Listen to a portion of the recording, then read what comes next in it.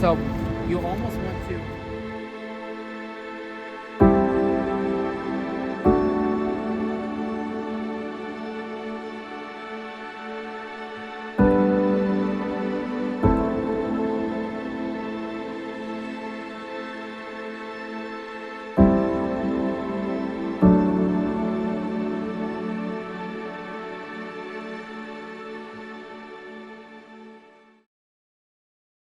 The dictionary defines cosplay as dressing up as a character from a comic book, video game, or movie. Now, no offense to whoever wrote that, but they are dead wrong. There's more to cosplay than just dressing up. Hi, my name is Narendra Banerjee. I'm from Elizabeth City, North Carolina, and I am a cosplayer. Today, I'm going to take you on a journey to discover the true art of cosplay, as well as meeting other cosplayers from all over the globe. Today, you are going to learn the true art of being a cosplayer. Now, our first stop on our cosplay journey would have to be one of my most favorite conventions in the entire cosplay circuit, and that would be the Great New York Comic Con.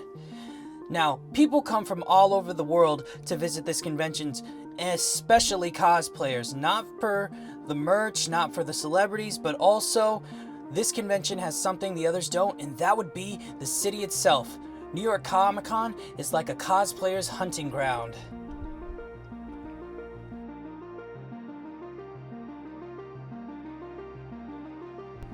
Now, attraction-wise for every convention would always have to be the show floor.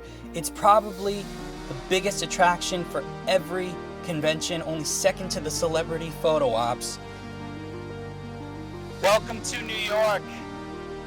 Here you can buy merch exclusive at every convention, and you can also meet some of your favorite celebrities on the show floor.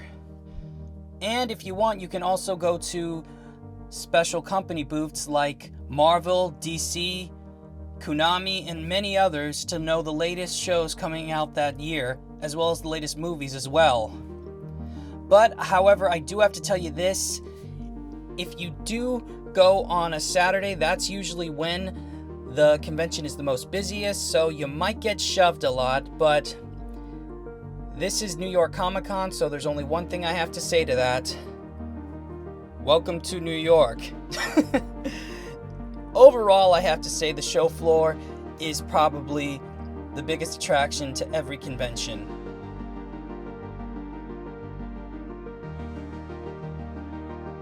Now, as a cosplayer, the first place I like to go first at every convention would have to be Cosplay Central, because that's where I can get new props for my cosplay, sign up for workshops that can help improve my cosplay making skills, and I also get to meet cosplayers I look up to online to get different ideas for new content, and if I want to, buy some of their cosplay props, because some of them actually make them from scratch and sell them there. Alright, now I'm going to try to interview various cosplayers. Each one of them is special because each one has their own special art to their cosplay, and trust me, you're going to enjoy and love each of them. Hi, I'm Rowie. I'm in Lancaster, Pennsylvania, and I'm a cosplayer. All right, Rowie. I have to say, this is a very dedicated Thor cosplay. I love the shield. It's a nice touch. Thank you. Appreciate it. Now, could you please tell us how you got into cosplay? Yeah, I was always a big fan of movies and practical effects and costume design as a kid and growing up. And eventually, I realized that I could put all of those things together and craft my own suits and go to Comic Cons and meet like-minded people. So. Now, could you tell us what this suit right here is made of? Yeah, so this is all foam, largely foam. So the suit is foam, all the armor is foam, and then just a few pieces of fabric and leather belts around to supplement it. But it's all crafted out of foam. Nice. Yeah. Can't go wrong with foam. It's the thing I know how to work with best. Is this all just fresh paint and everything? Yeah, exactly. So this is his look in Ragnarok, his gladiator look in Ragnarok. So I found some templates online that I tweaked a little bit for the purpose of this armor. And then it's layers of foam, plasti dip, primer, hand-painted sigils. Is the knee plate as foam as well? Yeah, foam as well. All of the armor, so the van braces, the knee plate, the shoulder pad, all the armor pieces are all foam. Now, what made you want to choose Thor? Thor is one of my favorite characters in the MCU. I really like Chris Hemsworth's version of him, and I particularly like Ragnarok and just the costume design of Ragnarok. So I was always pretty I always enjoyed the Ragnarok costume design. So I did too. It was really done. My favorite scene would have to be his interaction between with him and Doctor Strange. absolutely, yeah, that's a good one. Especially where he.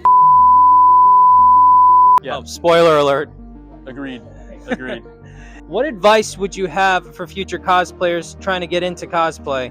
Just go for it, try it out. It doesn't have to be perfect. It just needs to be fun. So Yeah, pick a character you like and give it a shot. right. I have to. Yeah, one thing I will always say: this cosplay is for everybody. Yeah, absolutely. That is the main message from this documentary. Absolutely. Okay, thank you. Thank you. Okay, what's going on? My name is Haas, aka that tall black Superman from Charlotte, North Carolina. Haas is such an inspiration. The way he always tries to inspire others and the way he volunteers to give children hope, that is just so beautiful. When I saw his TikToks and how he volunteers at children's hospitals and schools, it's just so beautiful. Haas, you are a true inspiration right there. You are an example of what a cosplayer should be. All right, we've got another North Carolina cosplayer right here. I actually met this guy by accident 2 years ago at Comic-Con. This is the most realistic version of Henry Cavill's Superman I've ever seen. I mean, I love the design. Can you tell me who designed this? This was done by my guy Mike over at Heroes Journey Workshop. Awesome. Now, can you tell me, how did you get into cosplay? I got into cosplay actually because I went to Dragon Con for the first time in 2022, and I just was a normie, had on, just cool t-shirts and things, and so that was what really pushed me, because I just saw so much awesome cosplay, and I said, let me not actually attend the con, now let me become a part of the con. And so that's what started. So in 2023, I got this suit and I've taken off, and that's where I've been doing it ever since. Love it. Nice. Now, have you cosplayed anything other than Superman? Yeah, I've been a Ghostbuster, LA Knight for WWE fans. Yeah. Who else? A few different variations of Superman, and then I was also Scooby-Doo this year at Dragon Con. Yeah. Now I'm curious, what was your most fondest memory of cosplay? It's hard to pick one. Maybe whenever I do Dragon Con on Sunday, there's a meet and greet for children, and just when the kids run up to you and just want to hug you and things, it just fills your heart so much. Yeah. It's a wonderful experience. When I was dressed as this for a few weeks ago, one little girl thought I was a Disney prince. It was cute. It was so cute. That's great. Now, what advice do you have for future cosplayers that want to get into cosplay? To don't let anyone tell you what your cosplay should be. That is the beauty of cosplay. It can be whatever it is that you would like for it to be. You can take a character and mold it into whatever it is that you choose. Don't let anyone tell you what you should do when it comes to your cosplay, except this: make sure that you have something comfortable on your feet. Oh yes, make sure your cosplay fits. Yes. Anything that you want to do in cosplay, you should definitely do it, but make sure that you have comfortable feet and that you hydrate and that you eat, because it wears you out. Exactly. But make sure you don't wear it. You don't eat anything that stains, because it is a pain in the neck to clean your cosplay. You don't want to do that. Yeah. What do you think is the best part of cosplay? The best part of cosplay is the community, just like interactions like this. Because I saw some other friends over there, and I've just been bumping into different people that I know from online all weekend. It's a wonderful experience, because it's like, we're all friends. Yeah, I ran into a couple of friends from North Carolina also. Well, thank you, Haas. This was great. You're welcome, man. My pleasure. Now, why don't we step away from the interviews to do something that I love most about cosplay, which is the photo shoots.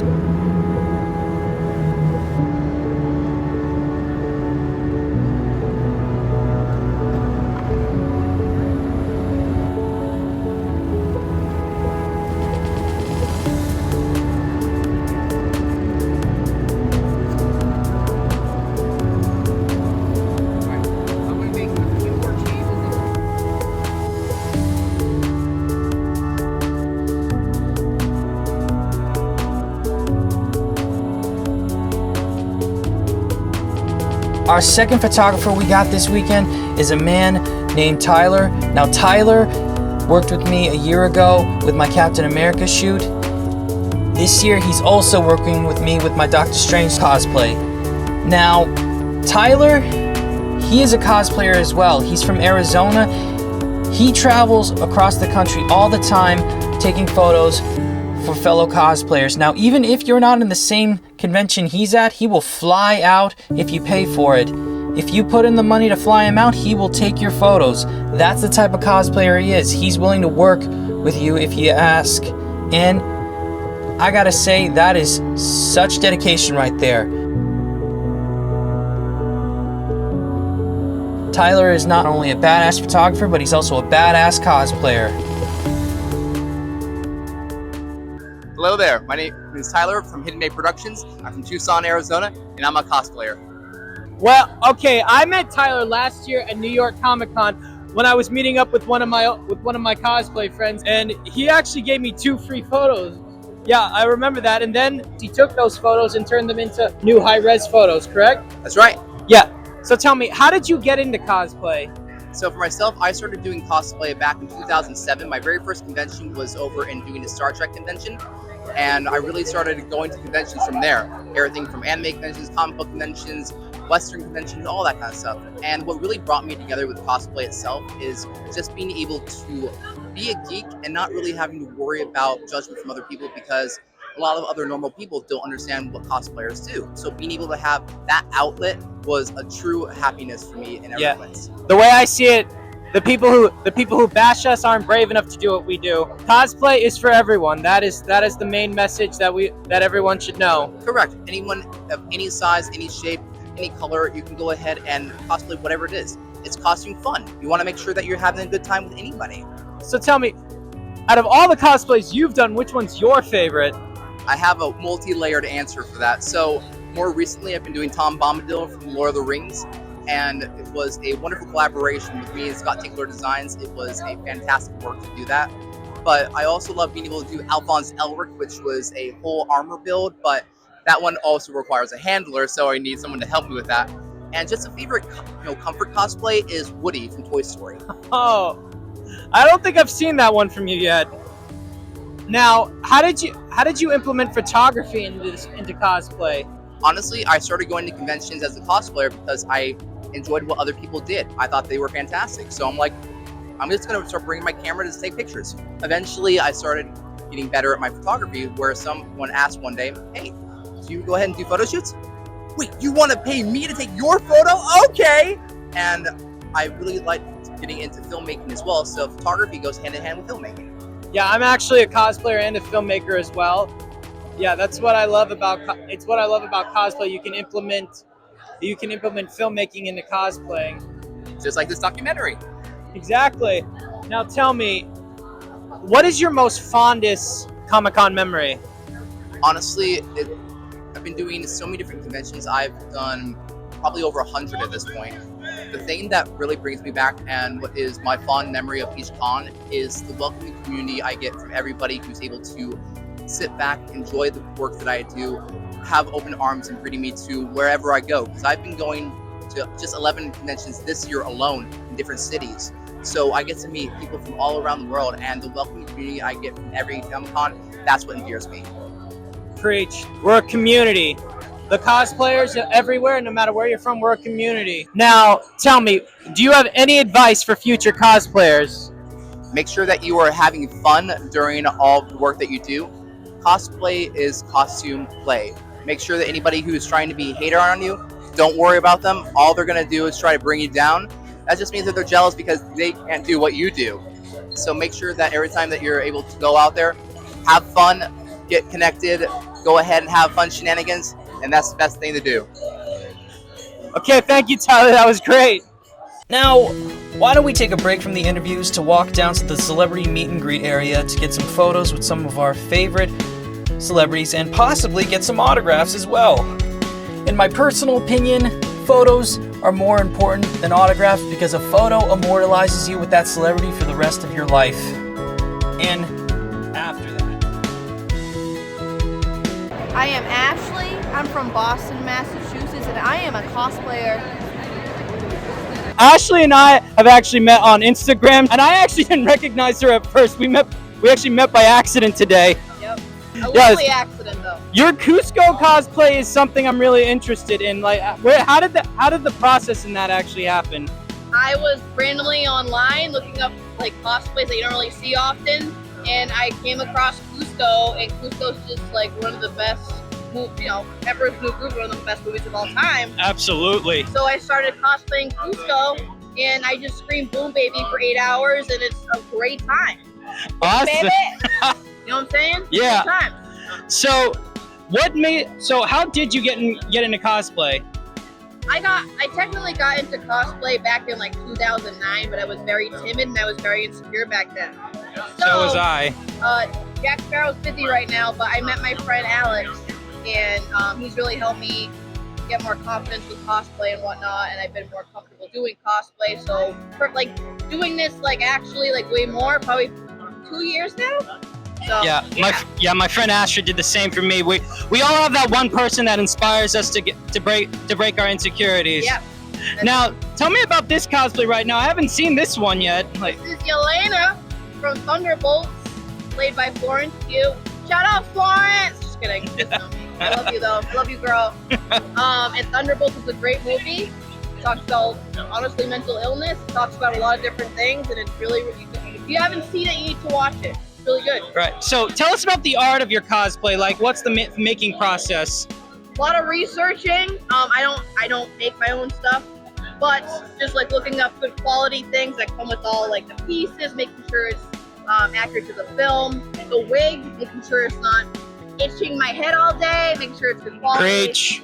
So just researching for a little bit. Yeah, preach. I've been there. Now, I've noticed you're wearing some cosplay. Could you talk about the process behind that? Yeah, I just found some FX stuff, honestly, on Amazon. And I kind of just got different products and brands, trying to like play with it at home, see what looks good. And I don't want to have Yelena be just bare-faced, because she's supposed to be, a fighter. I can't do Russian accent, so insert Russian accent here. So she's a little banged up, you know what I'm saying? Nice. Now, what would you say is your favorite thing about cosplay? All of it. I have been a nerd since, honestly, out the womb, okay? I have been a nerd forever. And cosplay has just been so, like, at home for me. I'm just with a ton of cosplayers, and everyone's hyping everybody up, and it's just such a great time and awesome energy, and I absolutely love comic cosplay more than anything in the world. What would you have to say for future cosplayers who want to get into cosplay? What would you have to say when they come in? Be yourself. Don't compare yourself to anybody else. Just be you, because that's going to be enough. And just have a good time. Just enjoy the con for what it is, and don't worry about if you're cosplay. Just have fun.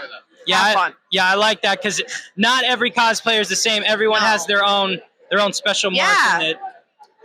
Okay, well, thank you, Lauren. Thank you. Thank you. After my photo shoots, I decided to make some more content at one of the group meetups. This year, I decided to go to the X-Men group meetup, where I met some amazing cosplayers and made some amazing content. I did a Deadpool Wolverine TikTok, which was quite a mouthful. We recreated the car scene. I also managed to do an excellent photo shoot with these cosplayers. This was a very unique year, because we had this adorable little kid dressed up as Deadpool come to the center of the photo. It was just so precious. Hi, my name is Cheyenne, and I'm a cosplayer. Hey, Cheyenne, could you please tell me what you love about cosplay? What I love about cosplay is that it allows me to embody literally any character that I love, that I want to be. I didn't get to celebrate Halloween as a child, so me cosplaying now as an adult gives me the chance to literally have Halloween every single day, and that's what I truly love about cosplay. Okay, now can you tell me the art around your cosplay? Alright, so I decided to cosplay Raven from Teen Titans. She's literally one of my all-time favorite characters. I feel like I embody her entire nature, like that character is me and I am her. And the nature around why I did it the way I didn't do it exactly like how her character is in the TV show. For instance, I'm wearing curly hair. It mimics much of like my own curly hair in real life. So whenever I cosplay, I like to turn the elements that I wear in my everyday life into my costumes. Okay, now can you also tell me, what do you love? What do you love about the cosplay Wait, you're community? you're Like- on you're on. What do you love most about them? Everybody is really welcoming, and I love that everyone just literally has the chance to nerd out as much as they want, and we are literally surrounded by our fellow nerds, either anime, TV, movies, all of the whole 9 yards, and so that's what I really enjoy about the community most. Right. Can you also tell me what has cosplay done for you exactly? It just gives me a chance to nerd out with other nerds, honestly. I was always really into performing and being around people like this, but I think I enjoy just learning out with everybody else. All right, and if you can give advice to any future cosplayers coming into cosplay, what would it be? If I could give advice to any cosplayer wanting to try it, I would just be like, try it, do it. If you got to start doing closet cosplays of just, putting on a t-shirt or just doing something in your room or practicing or whatever, I would do that. Start small and work your way up. Okay, last thing, what do you love most about these conventions? What I love most besides cosplaying? Honestly, going to the panels and seeing like a lot of the TV shows or movies or celebrities that I'm into. I got to see the interview with the vampire one yesterday, and that was really awesome. So besides cosplaying, definitely going to panels. Okay, thank you. That was very good. Thank you. Of course. Okay, now Taylor, you and I have actually worked on before on a photo shoot back last year at GalaxyCon. And say that meant a lot to me. That was my first actual professional photo shoot. You've recently won several competitions with several cosplays, correct? Only a couple, honestly. It hasn't been that many. I should do it more though. Now, your Scarlet Witch cosplay would be your most, you'd say is your most famous, correct? Yeah. Yeah. In fact, didn't Marvel like that one? They did, yes. Last year at New York Comic Con, Marvel had featured me on day one of New York Comic Con, and they even did a little this or that interview with me, and it was really awesome. Nice. Can you tell me the process behind your cosplays? Like, how do you get into the creative process? I mainly see a character that I either really admire or just really like the design of their costume, and I just look at all the reference photos I can and break down exactly how much sewing or foam work or 3D printing and whatnot it would take in order to make them. And then over the process of from a couple weeks to a few months, I just bring that costume to life. Nice. Now, I actually took this idea from you. Oh yeah, the lights are good. Yeah, it's not as fancy as yours, but I'm happy how they came out. Yeah. Now, I have to say, you're special to every cosplayer has their own unique trait. I gotta say, I love the work you do with VFX. And that photo shoot you did with the burned down house, that was Not as much VFX required for that as you would think. My house actually burned down, so that was the perfect backdrop. And you just added a couple little magic effects. turning a tragedy into your own advantage. That is impressive right there. I honestly just thought it was really funny, more than anything. Okay, now, what would you say is your most favorite part of cosplay?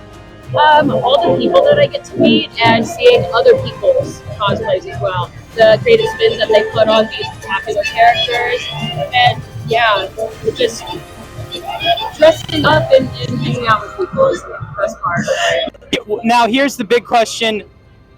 What advice would you have for future cosplayers trying to get into cosplay? Be as stubborn as possible. It may seem like an impossible hill to climb when it comes to making your own cosplays from scratch. If you are just incredibly stubborn, you can get anything done. Trust me. Oh, trust me, I know. I went through mental torture to create my Wolverine helmet. Yeah. Yeah. Okay, well, thank you, Taylor. This was really great. Thank you very much. This was actually hosted by Masked Dad Cosplay, this workshop. They're a brilliant cosplay group that actually had their own booth at the convention where they were selling multiple cosplay making props for sale. Me, myself, I bought a roll of EVA foam from them because I wanted the chance to make my own cosplays and my own cosplay props. And we're going to cut it straight through. We're going to give you examples and show you. Then after we cut, we're going to assemble and glue it and put it all together. We're going to show you how to glue. Once you glue the mask together, then we're going to add the eyes, and we're going to do that with hot glue at the end. And then you're going to have your mask. And then we'll add elastic if we have time left over. But it's a pretty simple build, but even the most complex builds are just a combination of simple moves. So we're gonna keep it simple, but just be very precise, be very clean. And if you have any questions, just stop and call us over. We'll be watching and helping, and we're gonna build the Shy Guy mask. Your template will fit on this one square foam. So you're just gonna trace everything out, flip it over. Be mindful of the space, but there is adequate space on the single sheet. I'm just gonna be And that's the finished product. This is the finished product. I am the ring girl for today, so please. And you know what? Can we leave the finished product on the table? Because sometimes as you're going through these steps, seeing the finished product just helps you be mindful and keep it in mind and see what you're working towards. For the trace, I tend to prefer, these are like my favorite tools for the trace. This ballpoint pen. You're not going to need to grind it into the foam. The foam's going to accept the point very easily. But if you use, a moderate amount of pressure. Now, what I love about these workshops is that cosplayers, they give back to their community by improving the skills of other cosplayers, because that's also a cosplayer's job, to help teach the next generation of cosplayers. You can. The scrap that you have made away from your Shy Guy templates, You can make a little brush. you can just make a little applicator. Just make it wide enough to fit, Once you have this, all you need from this is a drop. That's it. You show them how to glob it on there And clean it up. you It's can- easier. You can also, if need be, Pour a glob pour on there. a little glob pick it on up from there and dab it up. And basically, once you've done that, with the Shy Guy, Yeah, do it on his part. all you're going to need to do, I call it buttering. Do not butter the mouth. Sometimes when you're going all the way down, you're just gonna go in. All you need to do is from here to here and here to here. The mouth doesn't adhere to anything. It's going to form the mouth once you join them together. So, with your little dot of glue, you're just gently going to pass across the surface. And you're just gonna leave a fine glaze. A little goes a long way. You'll be able to look at it in the light. I didn't actually put any on there because I want you to be able to do it yourselves. But again, a little glop, and you're just gonna go down and glaze. If you get some on the side like this, you can use the edge of your applicator to shave it off. Right now, it will go down very slick. You see the yellowish color? You see it'll glaze under the light? That's all you need. Just that thin of a glaze. And then, I just want you to let it sit for about 5 minutes, during which time, talk amongst yourselves. A solid that turns into a liquid that turns into a solid. It doesn't make a bond. It just kind of sits between whatever you put it in. It's great for layering detail, which we're going to do here. Our eyes, we're going to use hot glue to layer the eyes together. That's great. Stress on the piece. Mod Podge cracks. It's like a hard shell. It's paper mache. It's paper mache. It's good for like a flat surface that's never going to see any stress. But because All I'm doing right now is heat sealing it. All around, both sides. I never leave the heat go to one place for too long, for the burn. As long as I keep moving it, the circular motion, there's never any heat in one spot for any particular. I use something called Plastidip. If you use it outside, wear a rebreather. You do not want it in your lungs. But once you apply the Plastidip, it is a flexible seal, and then you can paint whatever you want on top of it. Time check, Rust-Oleum. Almost 9.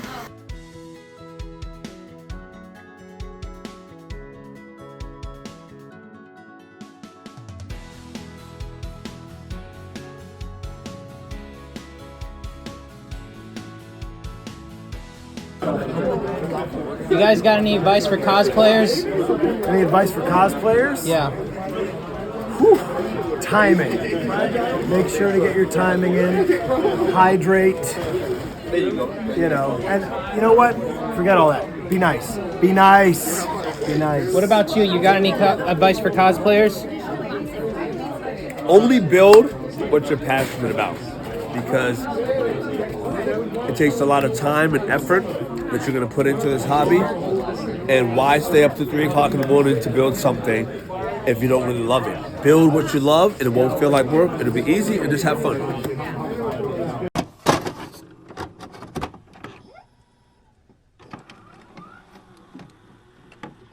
I enjoy coming out here on Main Street. I get to see new cosplayers. I get to take photos with a bunch of people. And I like to give back to the community. This is what cosplay is all about, coming out and giving back to your community. All right, let's do something fun tonight. Let's walk through Main Street.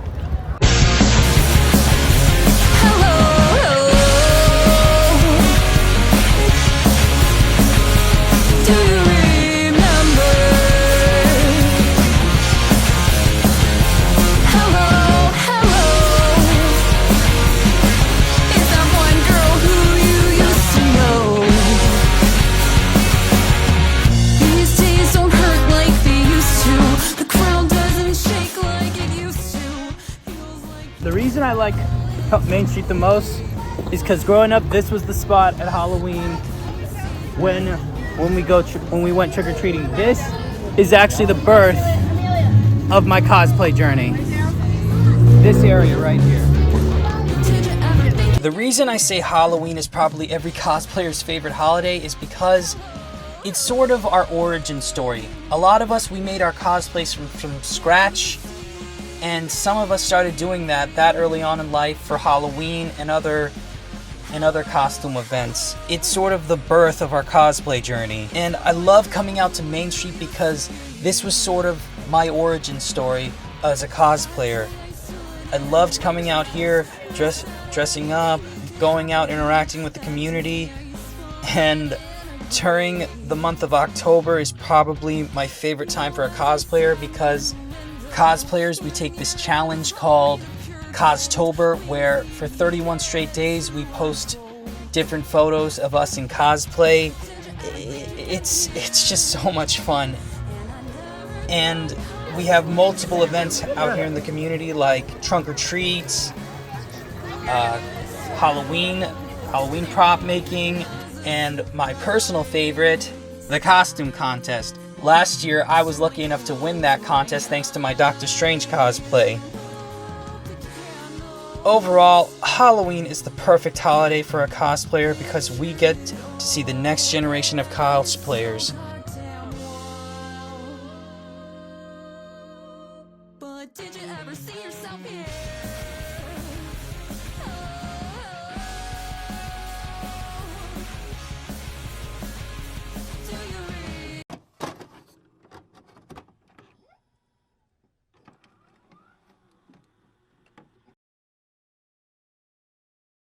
All right, another great thing about being a cosplayer is not just the conventions, it's also time and place. Like for the 4th of July, I dress up as Captain America, which is probably one of my favorite excuses to dress up as that character, because we all know Captain America is my favorite cosplay. But the one thing I like to do, other than conventions, movie premieres. Okay, we're in cosplay. We did a short photo shoot outside where we had 3 lovely children and their older sister. We're now on our way to the Superman premiere. Me, my brother Donnie, and our oldest brother Ronnie, who we don't see very often. It's been a while since I've seen a movie theater in New Jersey. I've been to a movie theater in New Jersey, so there's a chance I might not be the only one in cosplay, because here there might be a lot more cosplayers here than there is back home.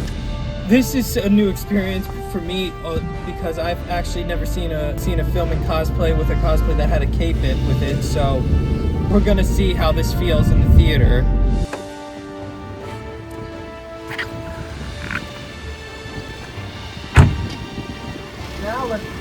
Again, Uh-huh.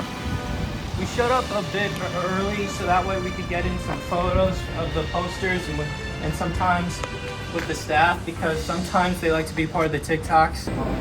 One ticket, please. What movie?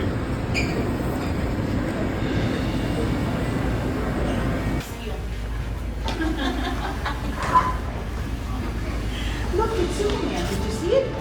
Did you see it? One of the best parts is also the public.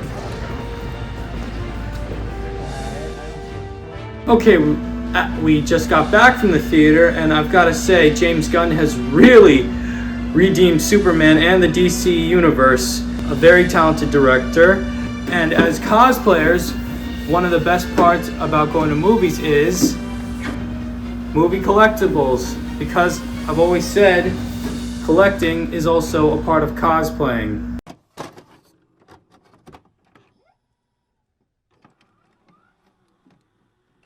We're in cosplay and we're going to the Potato Festival today. We got our interview with a Mandalorian cosplayer. Now, dressing up in cosplay, you also have to take weather into consideration. Now, during May, it's actually pretty hot here in Elizabeth City. So, I'm only going to be in cosplay for an hour. There it is. I want to freeze. Of course, now it's raining. Now, this is a little drizzle, so if it gets really bad to the point where it's storming, I'm going to change out of this because this is partly pleather. So, to avoid anything getting damaged, I will change out or I will take shelter in another building. Another thing you have to follow is the procedures when it comes to entering an event. For the Potato Festival, you can't wear masks. That's why I'm not wearing my helmet right now. How's it going, kid? Wave bye to the camera. Another benefit of cosplay, it always brings a smile to people's faces.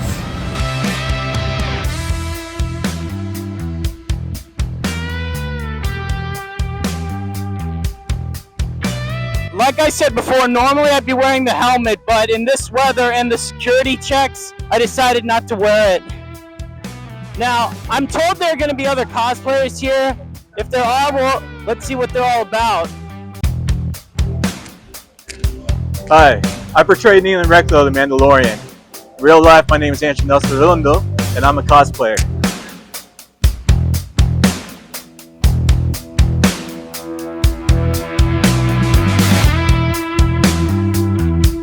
Now, I met Nelson 2 months ago at the Art Walk, and I gotta say, he has got the most brilliant Mandalorian cosplay I've ever seen. He's made this entire thing. Originally, I started this project late November. Was originally completely made out of cosplay foam, from head to toe. In the last 2.5 months, I've been progressing, changing out armor pieces to be PVC plastics, so like Sintra, and it's heat forming into shapes that I use for my armor. That is brilliant, and you've actually displayed this all over town and at several other places across North Carolina, correct? That's correct, plus also Virginia. Yeah, and you're actually part of 2 cosplay groups, correct? Yes, so I am officially a member in 2 different clubs, as of this week. Both are Mandalorian cosplay groups in the Star Wars universe. I gotta get my Star Wars cosplay finished. Yep. So both of the groups are officially recognized by Lucasfilm. Really? That is amazing. So that means Lucasfilm will actually call us out to events. So that means like a Star Wars night, a sports game, to visiting a hospital on the official capacity, to depending the quality of our armor builds, we could actually be ready to go onto a film set. Now, I am curious. Have you ever been to any conventions so far in the last few years? In the last few years, I did like an unofficial one at my university, but true Comic-Con, I have not yet gotten privileged to do one yet. But I've been premiered at several Star Wars Nights events in the last 2 weeks. That counts. That counts as an event, also. Yes, actually last weekend, which was May 10th I actually traveled 3 hours up to Fredericksburg, Virginia, for the Fredericksburg Nationals minor league baseball game night. Yes, I saw that Yeah. post. Yeah. Yeah. So I actually trooped alongside the famous 501st Star Wars Club. Wow. This organization has been around for 2 decades, so 20 years. 20 years. That is amazing. Wow. Wow. So in those images that you saw, I was the only member of my 2 organizations representing. We had, alongside myself, 15 of Garrison squadrons. How exactly has cosplay benefited your life? Like, what's it done for you? I'd say for me, it's just explore new creative itches that I have, new skill sets that I can use into my normal day-to-day work. But at the same time, with how you first met me, walking in Art Walk every first Friday of the month as much as I could, one of the things that I enjoyed doing was just doing a simple smile on anybody's face as they would come up to me and interact. I think for me, that's the biggest thing that I enjoyed the most. The best part about being a cosplayer is the smiles we bring to everybody. And the curiosities that people get, because they come up to you, they start asking, well, first they obviously ask for pictures, then they ask who you are, what you're doing, and then from there, that's when we become educators. Yeah, I love the art of cosplay. And I love our community. It's we all look out for each other. I think our community is what makes us stand out. They see what we do as character actors. Yeah. And we're just trying to make good in life. Now, there is one other thing.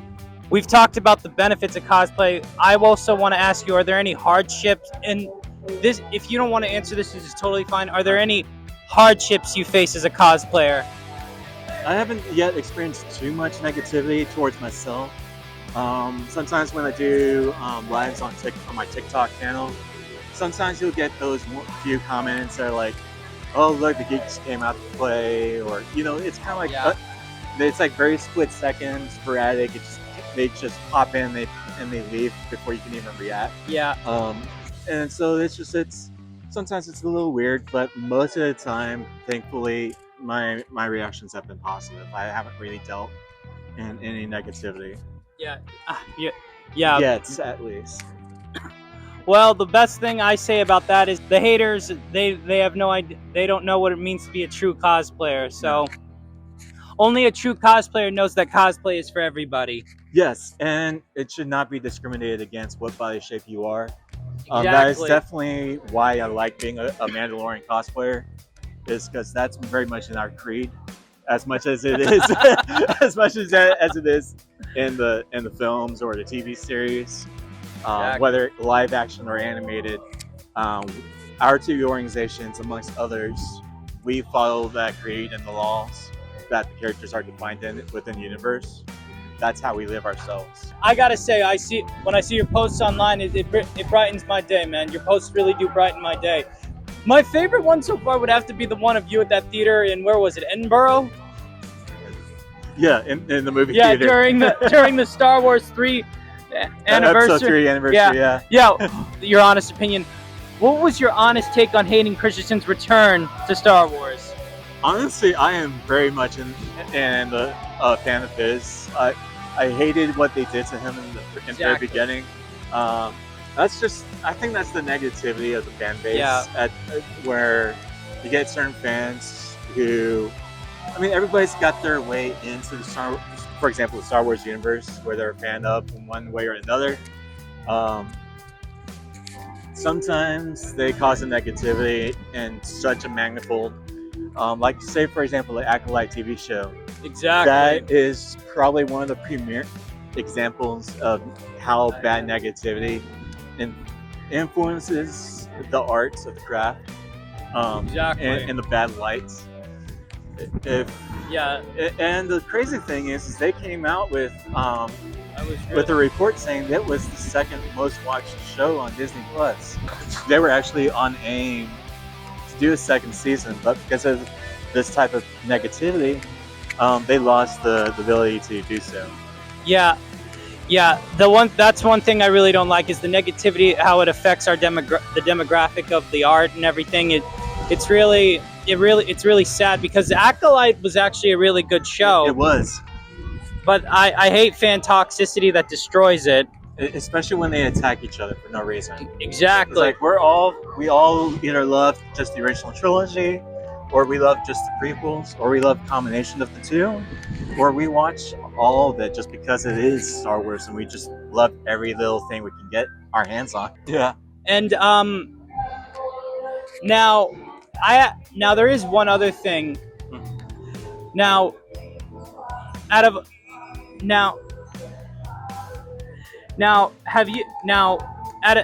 is there anyone besides your cosplay group, do you also collab outside of your cosplay group? Are you not allowed to do that because you're actually an official cosplay group that's Yes. recognized by Lucas, but are you allowed to like do collabs with other cosplayers outside your group though? We can outside my group. We are allowed to cross work with other groups. I can't do it within my directly within my two organizations, and we respectively ourselves go out to events as just us. But when I went to Fredericksburg, that was actually a full open casting call. So that meant any official member of any Star Wars group is allowed to come out to the event, whether you're an official member of that group or not. And in those official capacities, that's where we truly cross collaborate.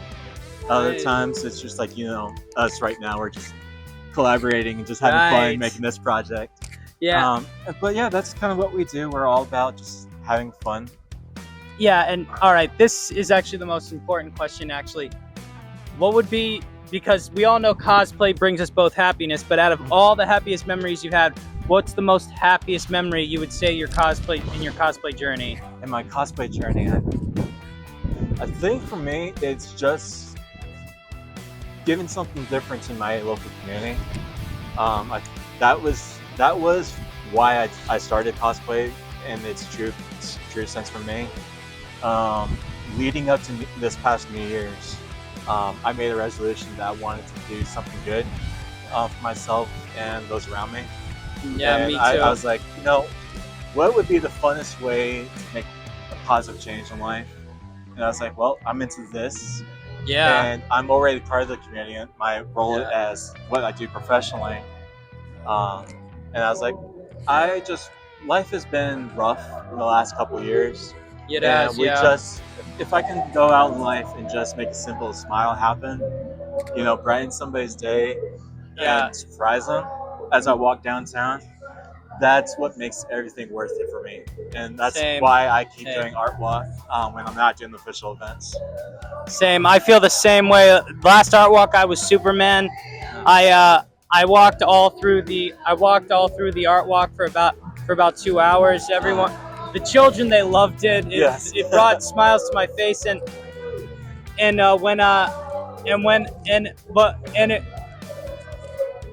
I was also asked to go into this art event for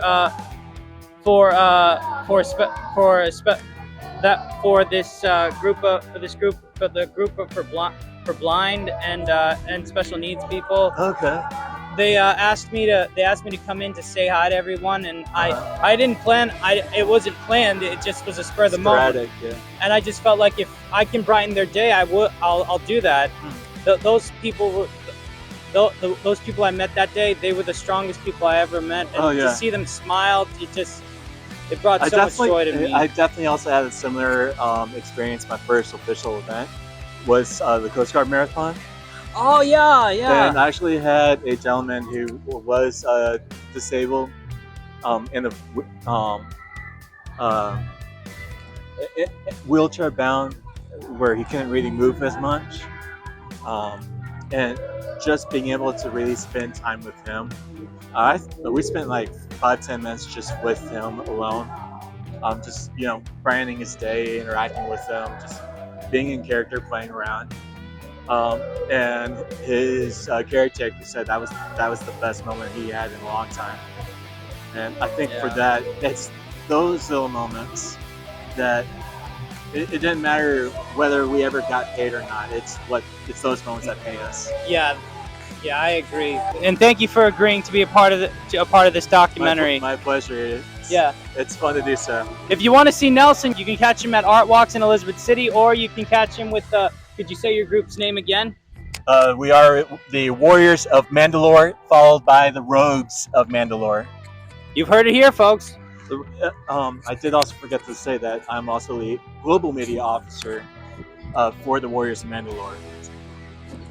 Wow, that's amazing. Yeah. So what that means is all of our official marketing media that we as a club make, I'm responsible for all the new stuff coming out. Yeah. Well, and your group's okay with you doing this, right? Yes. Nice. More than fun. This any exposure is good exposure. Whether good, well, we don't exactly want bad. We don't want bad. We want good, solid exposure, and that's one of our core values is to educate people about who we are, what we offer to our local communities and our regions, and everything that we do about cosplay is in our capacities. Right. Well, I hope to collab with you again. It's really good collabing with you, man. Thank you. Yeah. And this is the way. Yeah. After hearing Andrew's story, I was just so amazed. His entire suit was made of EVA foam, and he is actually a member of a cosplay group that's recognized by George Lucas himself. That takes true hard work right there. Whenever I'm at an event, I see Andrew right there dressed in cosplay as well. I have to say, we are our town's most well-known cosplayers because we're always in cosplay. I love working with him, and I love cosplaying with him in our community. If you ever see us in town, don't hesitate to say hi because we're the type of cosplayers that like to give back to our community.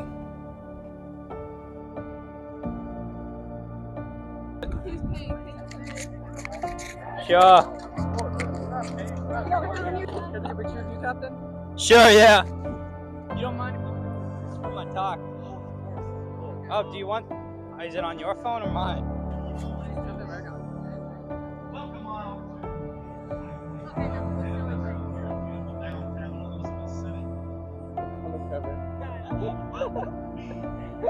So how do you guys know my brother? Through theater, we did COA's Tosh Period and Great Comet of 1812 together. Oh, that's right. I went to that. Yeah. Oh, wait. Remind me, who did you play? I was just ensemble. I was a dancer. Oh, okay. Nice. So, if you guys would consider doing cosplay, what would it be? What would you want to cosplay and why? I want to do anime because I love anime, but I also want to do superheroes. I want to try Wolverine at some point. I got the claws. Yes. You know you could do Logan from the show Logan. All you need is a suit and grow out your beard. I could try to do that. Yeah, I already got the claws. All I'm saying. And what about you? Yeah, also probably something from an anime. I don't really know. TV series, a book. Something from a book, actually. Aline from Throne of Glass. That is a good one right there. That is a good one. I can still see that. Anyway, thank you both for doing this, by the way. Yeah. Thank you.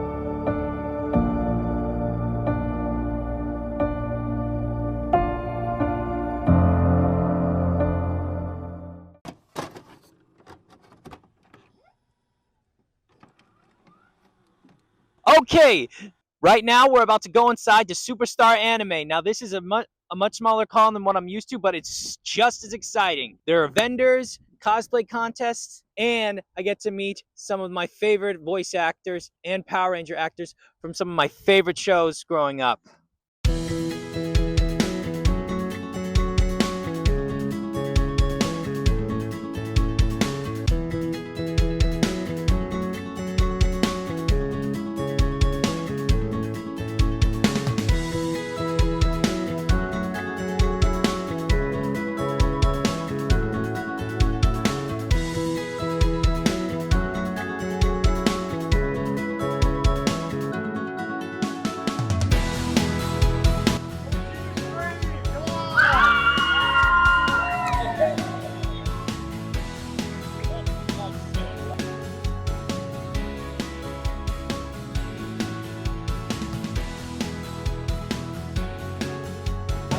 Going in.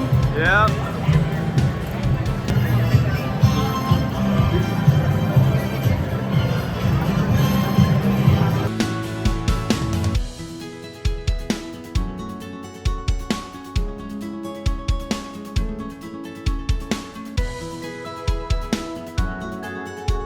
All right, this next cosplayer I'm about to interview is someone very special to me. She actually inspired me to go into cosplay, to show my work. She's a true treasure to the community, and she tries to help out any cosplayer anytime she can, which is a true inspiration to us as cosplayers. I hope y'all enjoy this next interview.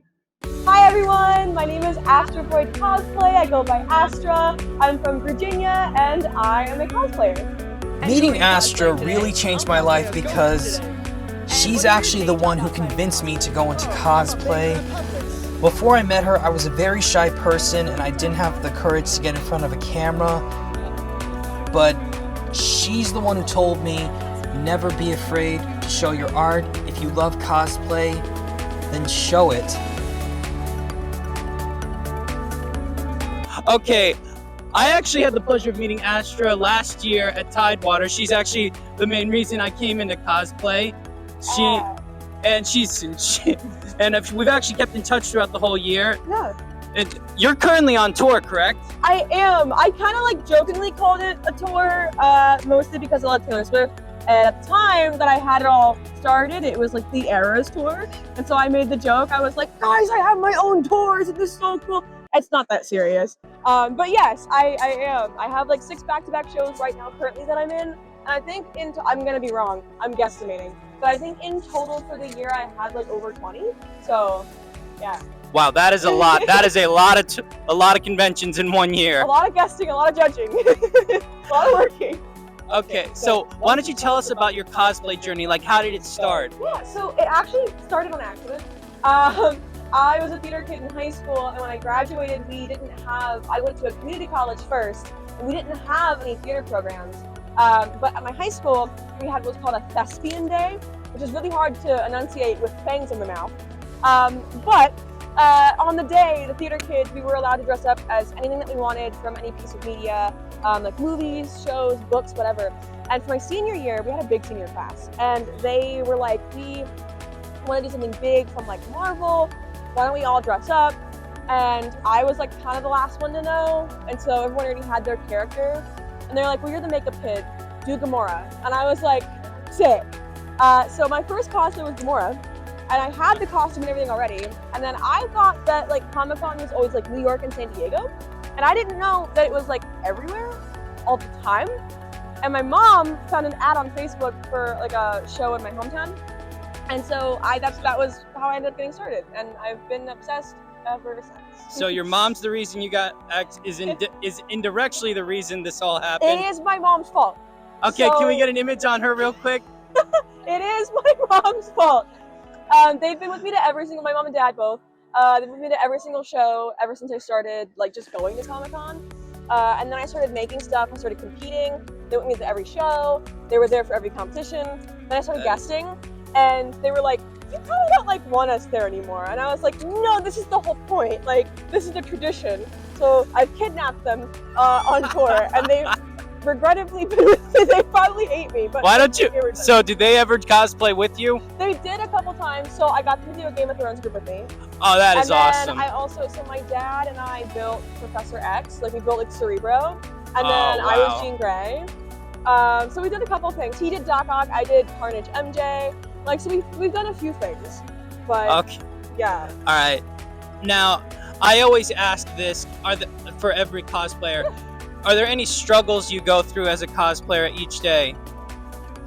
Like any hardships? Oh, yeah. I mean, it always depends on what aspects you want to look at. You know, like the social aspect, the crafting aspect, like what do you want to know specifically? Like, say, when you're going through crafting, like, does it never go through the same, turn out the way you expected? Oh, yeah, for sure. Oh, yeah. Like, there's stuff all the time. I mean, Lava Girl's a great example. Like, the first prototype I did was so dumb. It was so dumb. I don't know why I did it this way. I did, because I didn't know what I was doing. But like it's all foam, and so like on my thigh piece, I had made just a giant chunk of like foam on it. And obviously on your legs, you can't really walk like that. Oh, So trust me, I know. Yeah, so I I can't walk in these actually. So I ended up having to airbrush the entire suit and then have like pieces from there, and like I had to run the wires differently for the lighting, and yeah, there's always stuff that I run into. Now there's an image of your lava glow right there. Yeah, is that the one that won the GalaxyCon competition? It is. Eventually I want to redo it because it was like my first. It was really honestly my first like home build. So it's like not the greatest. Yeah. I look back on it now and I'm like, there's but- so much I could have done. I actually did not know that. And you told me once before that was your first victory. Was that your first victory or your first major victory? I've won a lot. So I've competed a lot. Every single competition I've ever entered, I've won, except for Fredericksburg Comic Con, which is my hometown show. Which is the funny part, because I would like compete there, I'd lose, I'd go around at other GalaxyCons, other shows, I would win. And then like awards, and then I would come back to my hometown. And it was so humbling because I always lose my hometown show, which is okay because I never won it. I ended up guesting there and judging there though, so it just kind of worked out that way. But I've competed a ton all over. Yeah. I've competed at like incredible conventions, at GalaxyCons, at Steel City, all over. Yeah, you're actually the reason why I competed in my first contest. I was so scared to get in front of people. That was scary. But that was great. Yeah, it was actually my Doctor Strange cosplay that won. Yeah. Everyone back home loves my Doctor Strange. It's good. It's great. The main thing that's a pain in the neck, I have to say, is the hair paint though. Oh yeah. Hair paint, it just itches. Yeah, it dries Like- and it cracks and it's. Yeah, so speaking of the subject, let's get into the subject of makeup, like cosplay makeup. Sure. Like for say your Corpse Bride cosplay. Yes, my beloved Corpse Bride. Here she is. Yes. Yeah, so you want to know? like I actually didn't know that actually didn't look like you for a sec. I didn't know that was you till I saw the profile. Means I did my job. Like how did that come to be? Like how did that turn out? Well, I started with the Mayron Paradise paint. I tried that first, and what I did was I mixed a mixture of different paints. So I used the light blue and then the white. I did like a concoction of I make what I call a paint nugget. It's very chaotic. Like I smash it together to mix the color that I need. But normally that works really well for me. I do it for Operetta too, for Monster High. I love that one. Thank you. So I do it for a lot of cosplays. For some reason, a couple years back, Mayron changed their formula for the white paint. And so now I kind of have a bad reaction to it. So I had to find an alternative. So I started using the Sunset Makeup. It's a foundation. And it goes on way smoother, way faster, it lasts longer, it's buildable, and it's not paint. So it feels a lot better on your skin. That's what I switched to. But it's a lot of with stuff like that, with a lighter skin tone, with the blues or purples, I usually always do my eyeshadow, my eyebrows first, and then I paint around it. So that way I minimize how much fallout I have on my face. Right. Yeah. Right. So you said the first one caused skin irritation to you? Yeah. I have really sensitive skin. I'm a natural redhead, and I'm very pale. And so I have very sensitive skin. So I have to be super careful. I know what that's like. I got major eczema when it comes to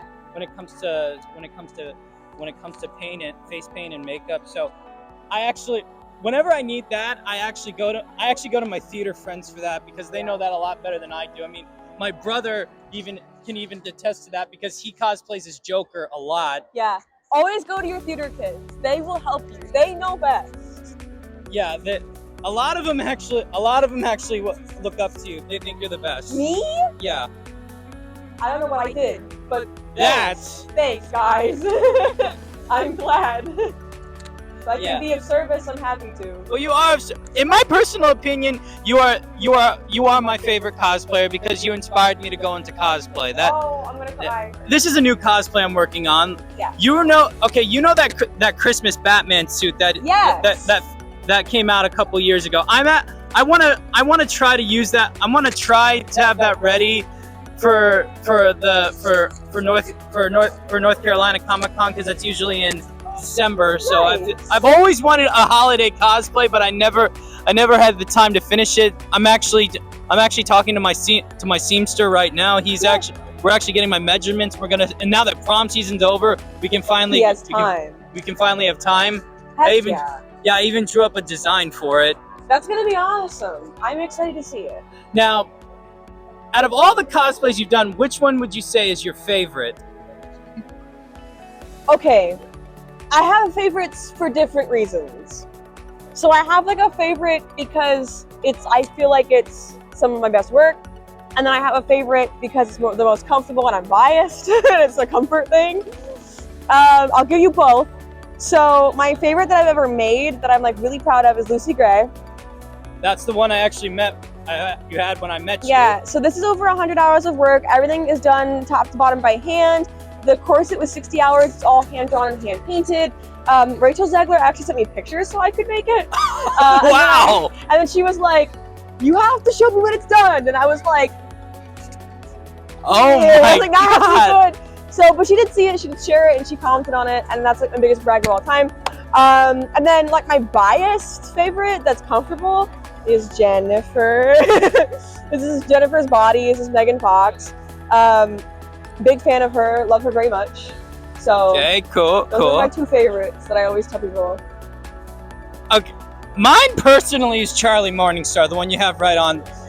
When you told me you were cosplaying as this, I was like, yay! I finally get to see it in person. There you go. I was honestly debating on it, and then I put a thing on my story, and I was like, hey, what do you guys want to see? And then you had mentioned Charlie, and I was like, okay, perfect. Well, I know that you're coming, so it's perfect. It just worked out that way. Yeah. Now, as you can see, we're getting footage of all your cosplays because you have this portfolio is huge. Thank you. It's I normally huge. have like a big backdrop, but I don't this time. But I do have a big portfolio. Yeah. A lot of things. Yeah. My friends back home say I have a lot. They haven't met you yet. They haven't seen this. They haven't seen this. Okay, maybe one day. One day, maybe. Yeah.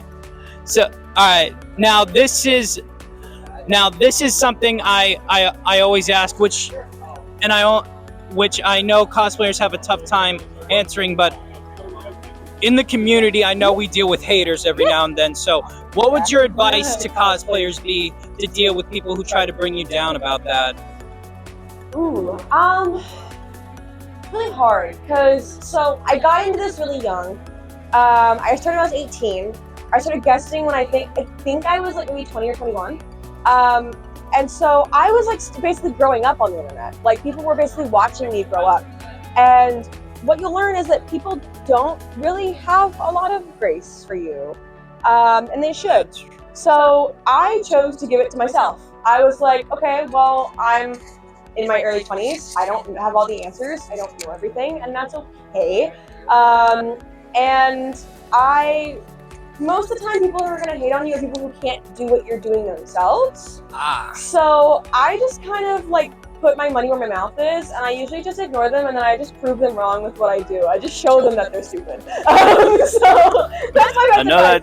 Just show them that they're stupid, because they are. I know that's right. I experienced that a little when my Cyclops went viral last month, about 1.3 million. Great, by the way. Oh, thank you. That means a lot coming from you. Yeah, so I've been occasionally body shamed for that, which is people are evil. Yeah, people are assholes. Which I gotta admit, I gotta say, if they're willing to like post that, then they must be too insecure to dress up like that. Then, but I guess that's their problem. Yeah, it is. It's not yours. All right, now, last question. Yeah, last one. Let's do it. All right. Now, what advice would you give to people that want to go into cosplay that are too shy to do it? Okay. Everybody has a favorite thing. Everyone has one. I know you do. Everyone has a favorite character. Pick your absolute favorite and do it. And just go walls to walls. Like my first one was Gamora. Like you can't do it wrong. Just to have fun, go for it. And honestly, because if you pick something that you love as your favorite, you're gonna love it no matter what. And especially when you have like friends that you're with, and like the whole experience is gonna be so much more fun. And I know that it can be really intimidating and daunting, but sometimes just like diving in head first is like the way to go. And that's how it worked for me. So just go for it. Just be yourself. Nice. Well, thank you, Astra. This was thank you so much for agreeing to do this. I know you're a busy cosplayer. I know you. I like making time if I can. All right, thank you. I appreciate that. Thank you. Hello, my name is Matthew Pearson, and the area of cosplay that I excel in is, well, puppetry. Over the years, I've made this guy over here. I've made Elmo, an Ernie, Gonzo, many other puppets. The program himself here has no comment. He does not associate with this fellow. Okay, now, from what I can tell, you do a lot of horror cosplay. But now, I gotta ask, does any of that makeup actually... Is there certain types of makeup you can't use for that? Like, what type of makeups do you use for horror cosplay, and which ones can't you use? Yeah, so mostly I use silicone prosthetics, and something that took me a really long time to actually find out, even though it's ready available on anybody's YouTube, is you have to use certain types of adhesive for it. So I was using like latex and silicone and wondering why it wasn't working. You got to use like Prozade type of deal. And when you're doing latex prosthetics, you have to use certain types of paints. So it really was just a lot of figuring things out as I'm doing it type of deal. I have to admit, some of your cosplays actually did scare me a bit. Like this one on the board right here. Like that one. That actual one did. That one did actually scare me a bit. Yeah. Okay. Out of all the horror cosplays you've done, which one would you say is your favorite? I don't know if you can really count Lord of the Rings as horror per se, but... Oh, it's horror. Okay, I do all the baddies from it, so I think the Mouth of Sauron was my favorite one, because it was very spooky. Oh no, that's horror. I saw that when I was a child. It gave me nightmares. Really? Because I saw it in theaters when I was 12, and I was like, that's my husband. So. Yeah. Very different personalities. Yeah. Yeah. So, all right. So, I've noticed now on your Instagram, I haven't seen any contest shows. Have you competed in contests lately? Lately, no. So I have had the privilege of being a guest at the last few shows that I've been at. The most recent one that I competed at was actually at GalaxyCon. Not the craftsmanship competition, but I do like to do the adult 18+ After Dark cosplay. Oh, yeah, okay, with the striptease. I did Witching of Angmar as a burlesque dancer, so that was fun. Okay. Okay. Yeah. I did a little bit of a summer ween contest last week. It was a local event. I managed to podium at that last one. Nice. Yeah. Yeah, I actually did not expect to win that one. I just did that as a joke. Yeah. Yeah. That's a lot of fun though. That's always the It best time to win when you're not expecting it. You're just doing it for fun. Yeah. So, I always ask every cosplayer this. What would you say your hardships are sometimes in cosplay? Yeah, so I would say one of the big things is dealing with people who don't cosplay themselves and have a lot to say. And you gotta like step back and remind yourself, be like, they don't actually know what they're talking about. But sometimes it'll get to you, be like, you don't look right, you don't have the right height or whatever it is that they want to do. And I know that more than just me, people deal with that in the cosplay community as a whole. So that's one of the most frustrating things to really just move past. Yeah, I speak from personal experience. I went through that. One of my videos actually went viral. It happened to me also. Yeah, being body shamed isn't cool. It's awful. Yeah. Yeah. The one message everyone always says is that cosplay is for everyone. And if someone can't see that, they have no place in the community. Exactly. Yeah, that's a major message that I hope people take from this documentary. That cosplay is for everybody. For sure, it really is. Yeah. So before we wrap up, what advice do you have for up-and-coming cosplayers? Yeah, most important I would say is just have fun with it. Pick a character that you love. Don't take it just because it's popular. If it happens to be popular, great. But really just focus on what you want to spend effort and time into, and you're gonna have so much more fun at the end of the day. Okay, well thank you. Okay, thank you, Pats. Absolutely. All right. Before we end, let's get a quick image of our portfolio.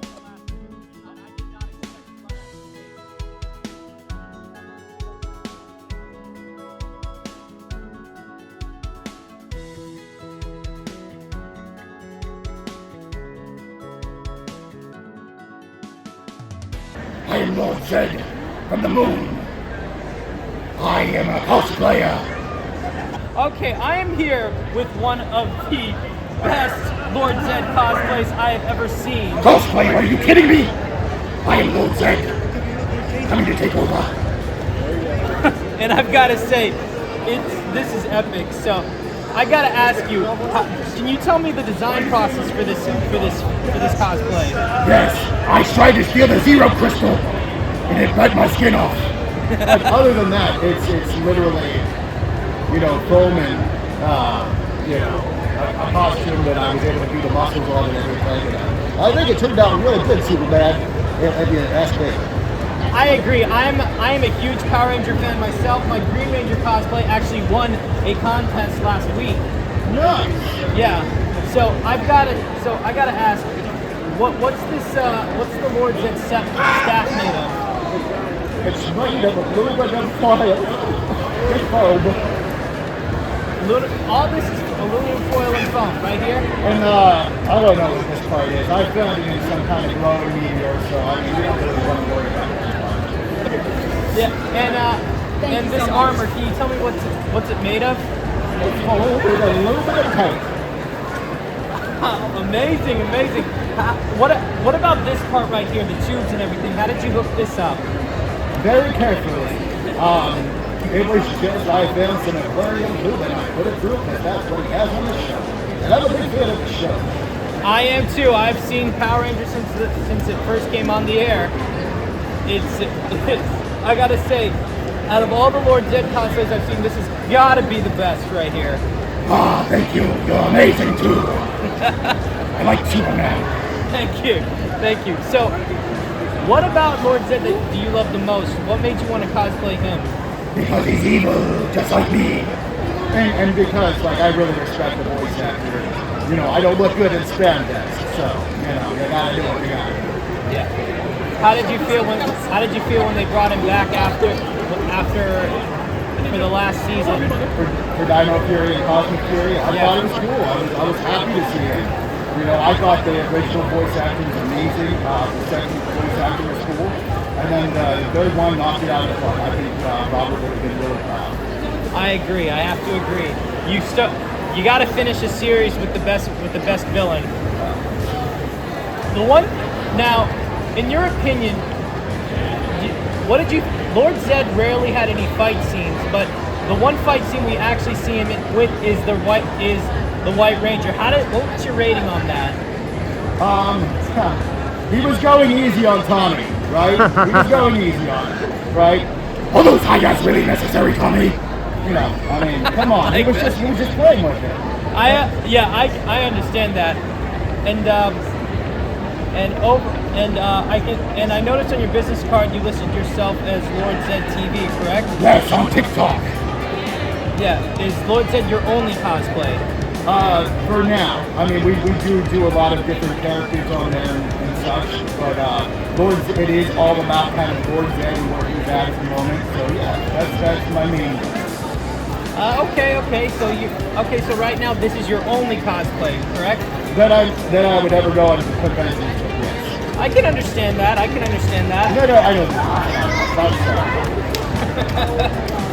Well, thank you for doing this. I really appreciate it. Absolutely, and all thanks goes to the Lord and my beautiful wife. Before we end, I'd like to say, what do you have to say for future Power Ranger cosplayers out there? Beware! I will destroy you!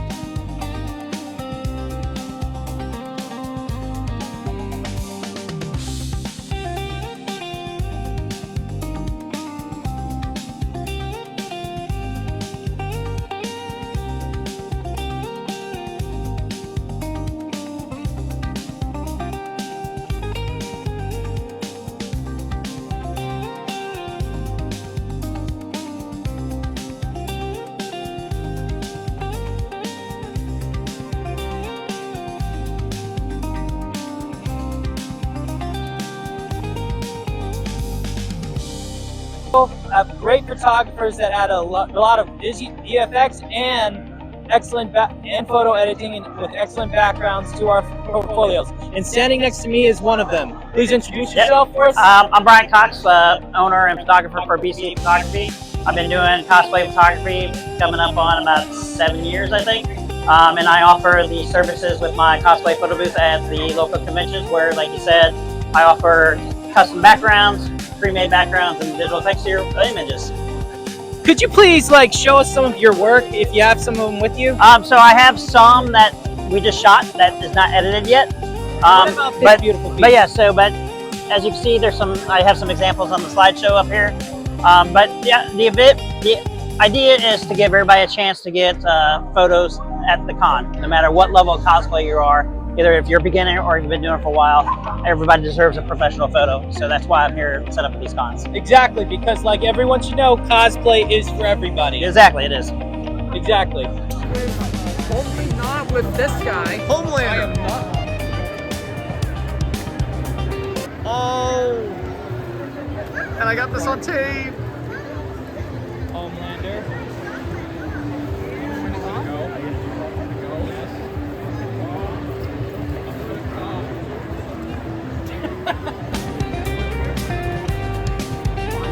My God. Please tell me you got that. I did get that.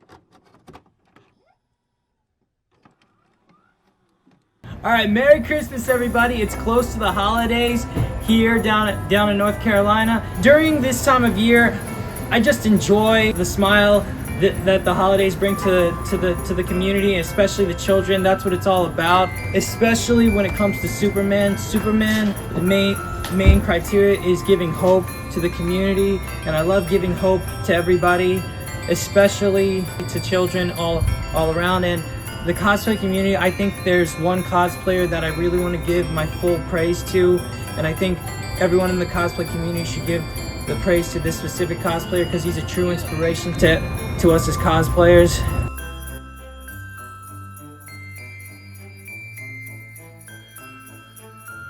The man standing right next to me is a great cosplayer by the name of Jake Fogg. Some of you may know him by his new username, Foggy Knight, which is displayed on multiple of his social media platforms. I had the pleasure of meeting Jake in New York at New York Comic Con, where he told me his story about how cosplay impacted his life. He told me that a cosplayer's main job is to inspire others as well as making people happy. Jake actually works with Christopher Reeve's children at the Christopher Reeves Foundation, where he goes to multiple events funded by the foundation, dressed in cosplay, giving hope to others and inspiration. This man is so great, they even put him on the Jumbotron of a North Carolina Canes hockey game. That's how good this man is. Jake, you are a true legend in the community, and I hope I can inspire others the same way you do.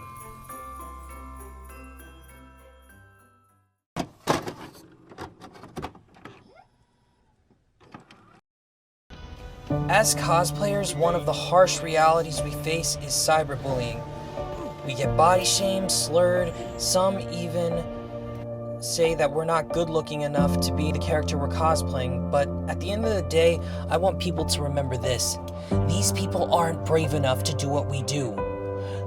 Most of them are cowards with private accounts, not even brave enough to show their faces. Others are just uneducated and bigots who have nothing better to do and are too insecure and lash out at people who aren't. But there is no place for them in our community. We're always trying to look out for one another and to build ourselves up, which leads me to a great group of cosplayers that I met online. My name is Anne-Marie. I'm from Quebec, Canada, and I am a cosplayer. From what I can gather, you like to add a lot of bling to your cosplays. You're known as the bling cosplayer, correct? Yeah, true. Yeah, and how did you get into cosplay again? I started doing cosplay because I was a big fan of Halloween, and I was putting a lot of time and effort on my costume, and I was sad to just wear it once a year. So I started to go to Comic-Con, and then, yeah, here I am. It's been 8 years already. I agree. I agree. Halloween is every cosplayer's favorite holiday. Yeah. That is true. They say put on your best suit. Well, this technically is our best suits. It is, yeah. Okay. Okay, now tell us the process behind these cosplays. Tell us the creative process. How long did it take to make these creations? Okay, so Bling Pool was my first one, and I started, I think maybe a week or two after I saw the movie back in July 2024, and it was ready for, I think, mid-October. So I put about 300 hours on this one in 2 months and a half, and I put about 25 hours a week on this cosplay. I wanted to do something different since I knew that there were gonna be a lot of Deadpools and maybe Ladypools at Comic-Con, so I decided to add my own twist to it. Yeah, so you bedazzled everything from the boots to the mask. Everything. All the way to your lips. Now, can you tell us how did that's another thing. Your cosplay makeup, you bedazzled your lips. How did you do that? How did you bedazzle your lips too? I put eyelashes glue on it, and I just glue like little plastic rhinestones, and it stays up pretty well, even though even if I drink or eat. So yeah, for a day it's okay. I think it's a nice little touch, and it adds to the whole thing. I love small details. I think, and people really notice it. Yeah. What experience did you have at conventions? How did people react to your cosplay? Honestly, I didn't expect that much of attention. I mean, I'm not gonna lie. I'm not gonna lie. I know that it's bling. It's not very discreet, so I knew that people would notice. But people, they are very interested. They're very nice. They come to me and they ask, "Did you make it yourself? How many hours did it take?" And people are really interested, and it's such a great experience. I was not expecting this. So it's very, very nice to wear those outfits and to have all those nice comments on it. That's amazing. I've never compete in a Comic-Con because I don't want to go on stage and have to like do a lip sync thing or a sketch, whatever, a skit. I think that's the right name. Oh, you're But talking about, yeah, skit cosplay, yeah. yeah, so I'm not interested in that because I'm too shy. So I don't want to play the character. I just want to wear like, for me, it's kind of my heart piece. So I just want to wear it, and I want people to enjoy it. But I'm not really good at playing character. When I try to pose like Wolverine like that, I think now people, they don't believe it. I know, but yeah, I have fun, and then that's what's matter. I noticed on Instagram you also bedazzled your claws. Can we see both versions, please? Yeah. So I have this one, the clean version. So those are 3D printed. And my favorite ones, as you can see, I went to a Comic-Con. I like those. Yeah, the bloody one. I think they are way cooler. Did you also 3D print the shoulder pads and the knee pads as well? The shoulder pads are 3D printed. The helmet and the claws. I don't have any. I don't have knee pads. It's just like the design with the bedazzling, but it's just the suit. And yeah, the helmet is 3D printed also. So it's a 3-part thing. Much time. I would like to do, I don't know, maybe 5 to 10 new project a year, but I can't. So it's just two, maybe three, but yeah. Okay, now here's the last question.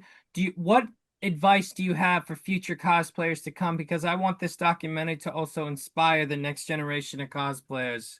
So what advice do you have for them?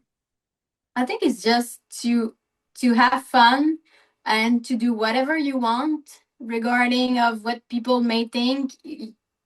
Just don't care. If you have fun, that's okay. The community of cosplayer is amazing. No judgment, absolutely. Everyone is welcome and enjoy every step of the process. I mean, I personally I enjoy making the cosplay the most, and then I love wearing it. But yeah, I think every step is interesting, and just have fun and do whatever you want. You don't have to be screen accurate. You just do your own version, your own gender, your own mashup, whatever. It's just be creative and have fun with that. Okay, yeah, I like that. I like that. Now, I like that because the one thing everyone should know, cosplay is for everyone. That is the main thing. That is the main thing everyone should always know. Cosplay is for everyone. Yeah, that is the main message I want to send to everybody. Yeah, you're so right. Yeah, cosplay is for everyone, no matter what your age, size, gender, whatever. Yeah, just have fun. Everybody is welcome. Exactly. Okay, well, thank you, Anne Marie. Thank you, Anne Marie, for being a part of this documentary. This was a great interview, and I really hope to see you at a convention sometime, maybe sometime in the future. I mean, I do a lot of traveling. I might actually do go to Quebec one day. Maybe Yeah, you should come to Montreal. That's a big one in Montreal. I might go to Niagara Falls Comic Con one time.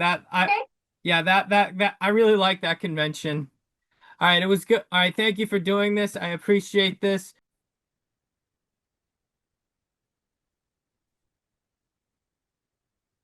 Okay, so hi everyone. My name is Josh Bengal. I'm from the state of Ohio, and I am a cosplayer.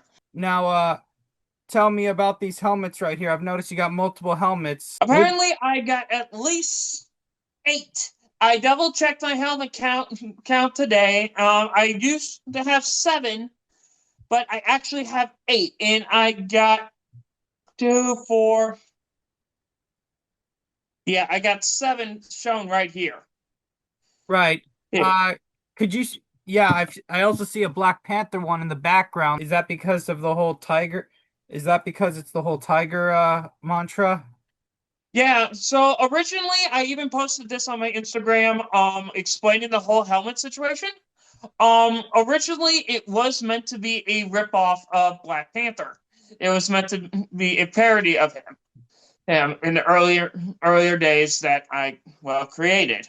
So with the tiger helmet behind me, this one, I wanted it to stand out, and I came across an image on Google when I was looking at like tiger ideas, because I wanted my Mandalorian helmet, particularly this one, to stand out from the other Mandalorians, make him actually feel like a menace, a threat, but also someone that's willing to protect. And can we see that? Can we see the helmet closer? Sure. Sure. So this one was an interesting story. Sorry. So I took it to a friend of mine. I took the design to a friend of mine, and the way that he got the idea, he wanted to make it more like sci-fi, even though the helmet of the original was medieval. So he took it upon himself, make it a little bit more interesting. With the design, he took some aspects, and when I first saw the design, I'm like, the first thing that came to mind was Ultron, especially around the cowl area over here. Yeah, here on the side cheeks. So that's what really, I'm like, okay, so now I got Ultron vibes. I'm not the only cat-themed Mandalorian, apparently. The Meowalorian also liked how there was another cat-themed Mandalorian out there. All right, can we get like a full view of your armor? Can you stand up and so we can see? Apparently, I'm not wearing the shins right now, because I wasn't expecting showing up the full suit. That's okay. So, I'm actually wearing a modified version of the pauldrons that I built. I even added one with a Mandalorian sigil. I'm also the leading commander for Star Wars Memorial Missions for the state of Ohio. Nice, nice. So the sash gives me a bit of Anakin Skywalker vibes right there. Did that also play a part in designing your cosplay?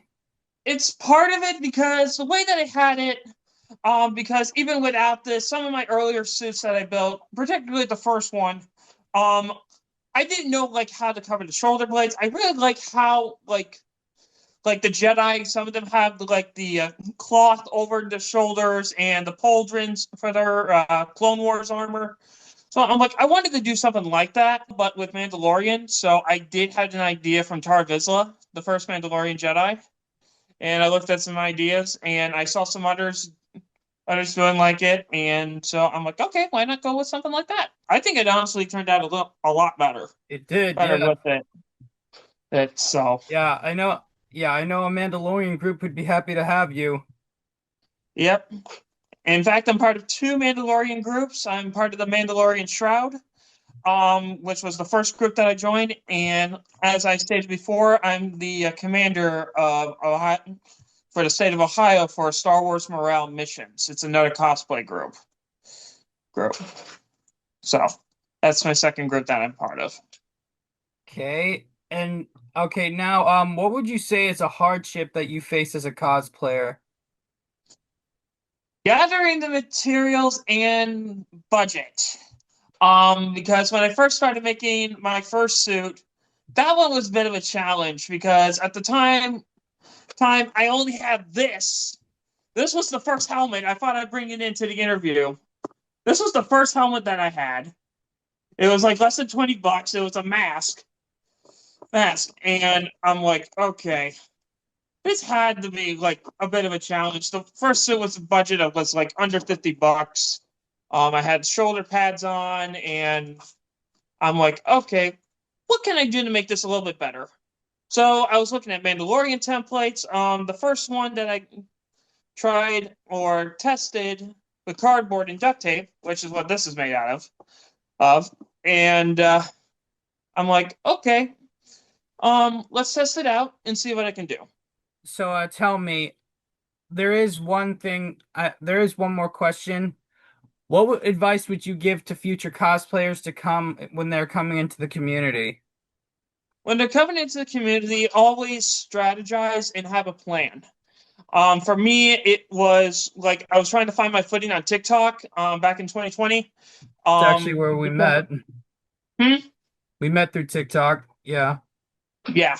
Back in 2020, a certain president, I can't say his name because controversy, but TikTok was going to be banned. One of the things, I'm like, you know what? I might as well give it a shot. And I was trying to find my footing in TikTok because I was also a YouTuber, trying to proceed with my content creator. And I had a hard time looking at the camera, not looking at the camera to be more likely. So I'm like, okay, what kind of content can I do?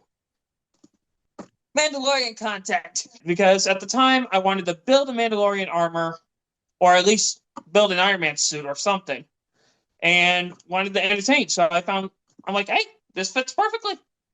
The one thing I would definitely give advice that I've learned throughout my years is that do it for the fun of it, not to get attention. Because I had a friend of mine, a former classmate of mine, that came to me or messaged me on Instagram and saw what I was doing, and he's like, "Oh, hey, apparently I saw what you did, and I think what you do is pretty cool. I don't know why I didn't hang out with you in school back then, because I was either a bit nervous or so. But after seeing this, is there any way we can be friends?" I'm like, if you really think, like, if you're going to be a friend with, if you thought I was a nobody before I wore the armor, then there's something wrong. And so And the first thing that came to mind was a quote from Spider-Man Homecoming. And that was from Tony Stark himself. If you're nothing without this suit, then you shouldn't wear it. And that I'm like you shouldn't have people just walk into your life after you made something cool and say that, oh, I didn't realize you were able to do such thing. This is really amazing. They need to be your friend before you do something cool. Okay, yeah. All right. Well, thank you, Josh. This was great. I think this is going to be a good for the doc.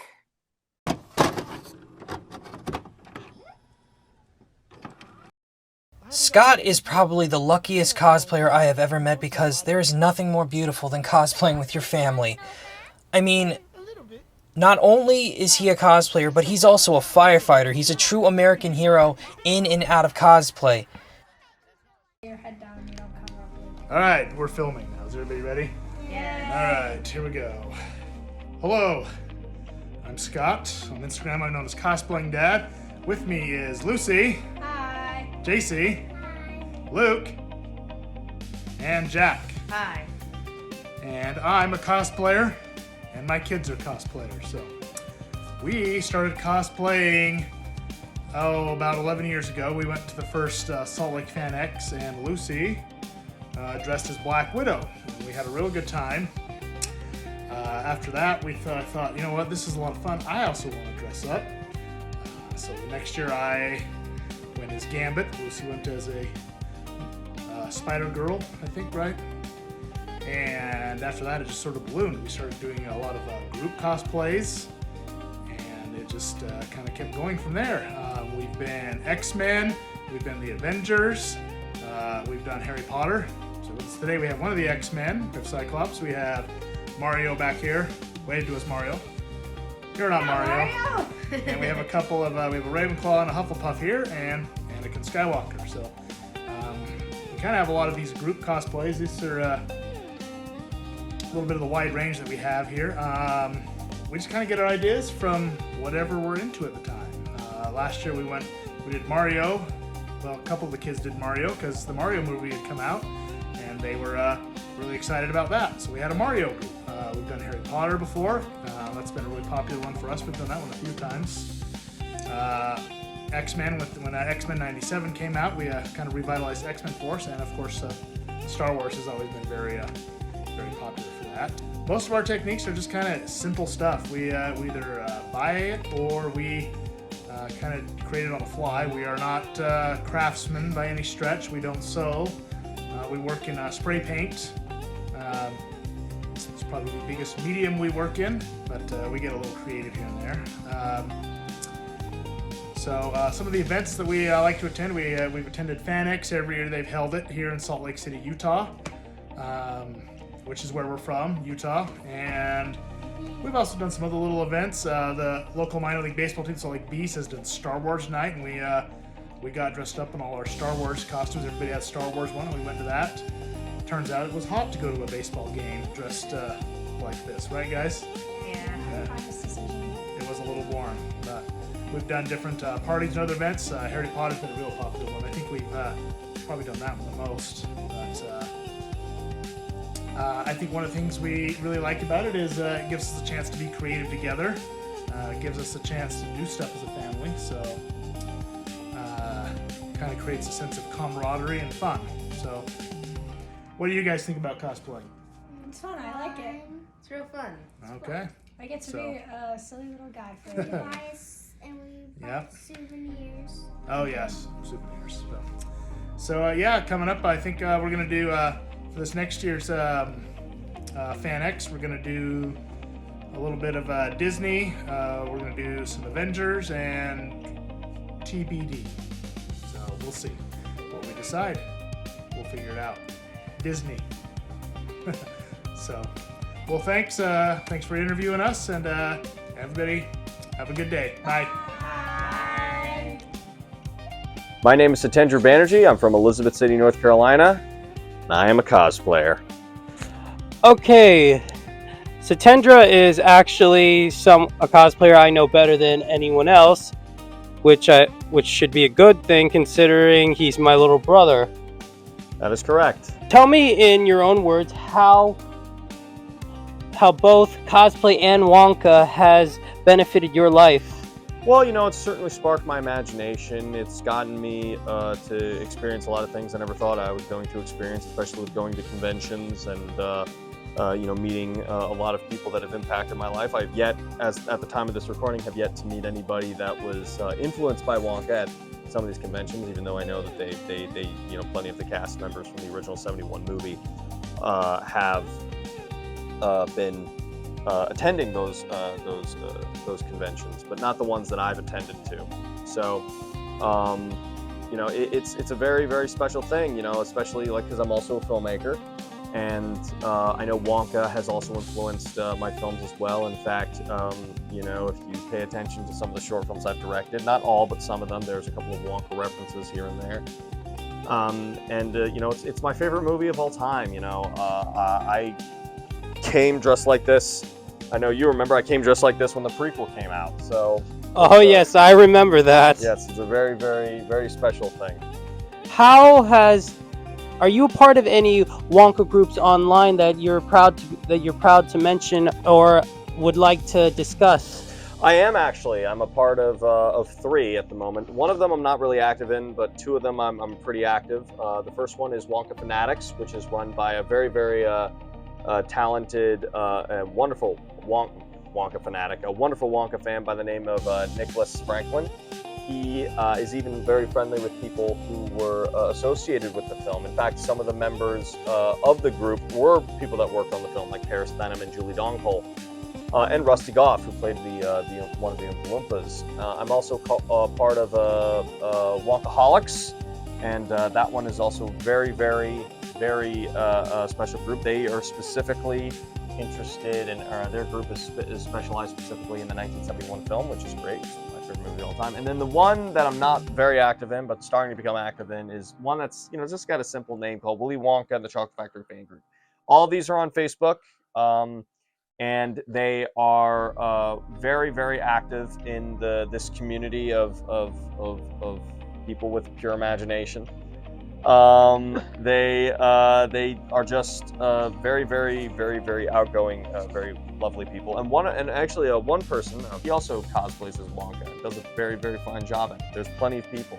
I've had the great fortune of meeting people that cosplay a Wonka at several different cons, and one of the times actually I was not dressed as Wonka, and I didn't get to do the funny little Spider-Man thing. Although I did do it. I did meet at New York Comic Con 2023. I ran into several people dressed as Wonka. One of them was actually dressed up as the Johnny Depp Wonka. We did a nice little handshake there. Still waiting to get dressed like this for a convention where I run into someone dressed as a Johnny Depp and a Timothy Chalamet, so we can do the No Way Home thing, which would be really, really fun. Okay, now this is one question that I always ask. Is there any struggles or hardships you faced as a Wonka cosplayer? I don't think struggles. I don't think not really specifically as a cosplayer of Wonka. This is really the only character I really dress up as. I think it's more of the fandom, because a lot of people, it is a very specific fandom. I have had people that say, like, why specifically this? It's not like a Star Wars. It's not like a Star Trek. It's not like a Marvel or Power Rangers in this case. You know, it's very, very niche, I would for some people. But I think, you know, once you understand that, you know, we are a group of people that really love to analyze the film and really love to analyze the story that Roald Dahl wrote originally, and we just love. It's just a labor of love. I don't think there's been any quote-unquote struggles. I think I will say the one thing that does bug me a little bit is some of the very ignorant fan theories, like Wonka killed the kids. It's like, he didn't kill the kids. I don't want to get into a tangent because this is about cosplay. It's not about Wonka. No, you're free to give your own opinion. But I think in that scene when he's talking to Charlie, it's the one time in the whole film, the one genuine time in the whole film where I feel like he is genuinely being honest to Charlie about the fact you don't need to worry about the kids. The kids are going to be fine. You know, Veruca, Augustus, they're going to be a little bit wiser. Let's hope they learned a lesson. But, you know, there's no point in teaching a lesson to a child. Don't be greedy. Don't be spoiled. Don't be a know-it-all. If, you know, they're not going to live after that. that's not really a moral there. So I would say, and of course in the book we know that they survive, but in the 71 film specifically, another theory I don't particularly appreciate is the Grandpa Joe is lazy type thing. I think that's also, you know, that's also a very ignorant thing for people to say. And also the one that confuses me, and I made a TikTok about this last year, was why people don't like the song "Cheer Up Charlie." Now, granted, it's not my personal favorite in the film, but it's a very lovely song, and I don't see why it's. I've always listened to it when I was sad. That song really does help. Exactly, it's, you know, it's a lovely somber piece. Even the instrumental is a lovely piece. But that's all I can really say about that at this point. You know, I think we should keep it to cosplay. Now, this is now your Wonka cosplay has all now. This is something I know personally. Now, you actually, because you love Wonka so much, you actually used a Wonka song in your first theater audition. Isn't that correct? Yes, that is very true. I used I Got a Golden Ticket from I did musical theater in high school, and the song that I used to audition was I Got a Golden Ticket from Willy Wonka and the Chocolate Factory. And I didn't memorize the song, you know, which might shock some people because, you know, I didn't think I could memorize the lyrics. Now I could probably memorize. I do memorize. I do remember most of it. But yes, I went in. I used I Got a Golden Ticket, you know, and that got me Wilbur in Hairspray. I'm actually shocked you didn't go to the Broadway performance dressed as Wonka. I didn't. I had a T-shirt that I was wearing. I wore a very nice sweater. It was also bitter cold at the time, so you know, in New York City. So right, weather is always. You should always take weather into consideration when cosplaying.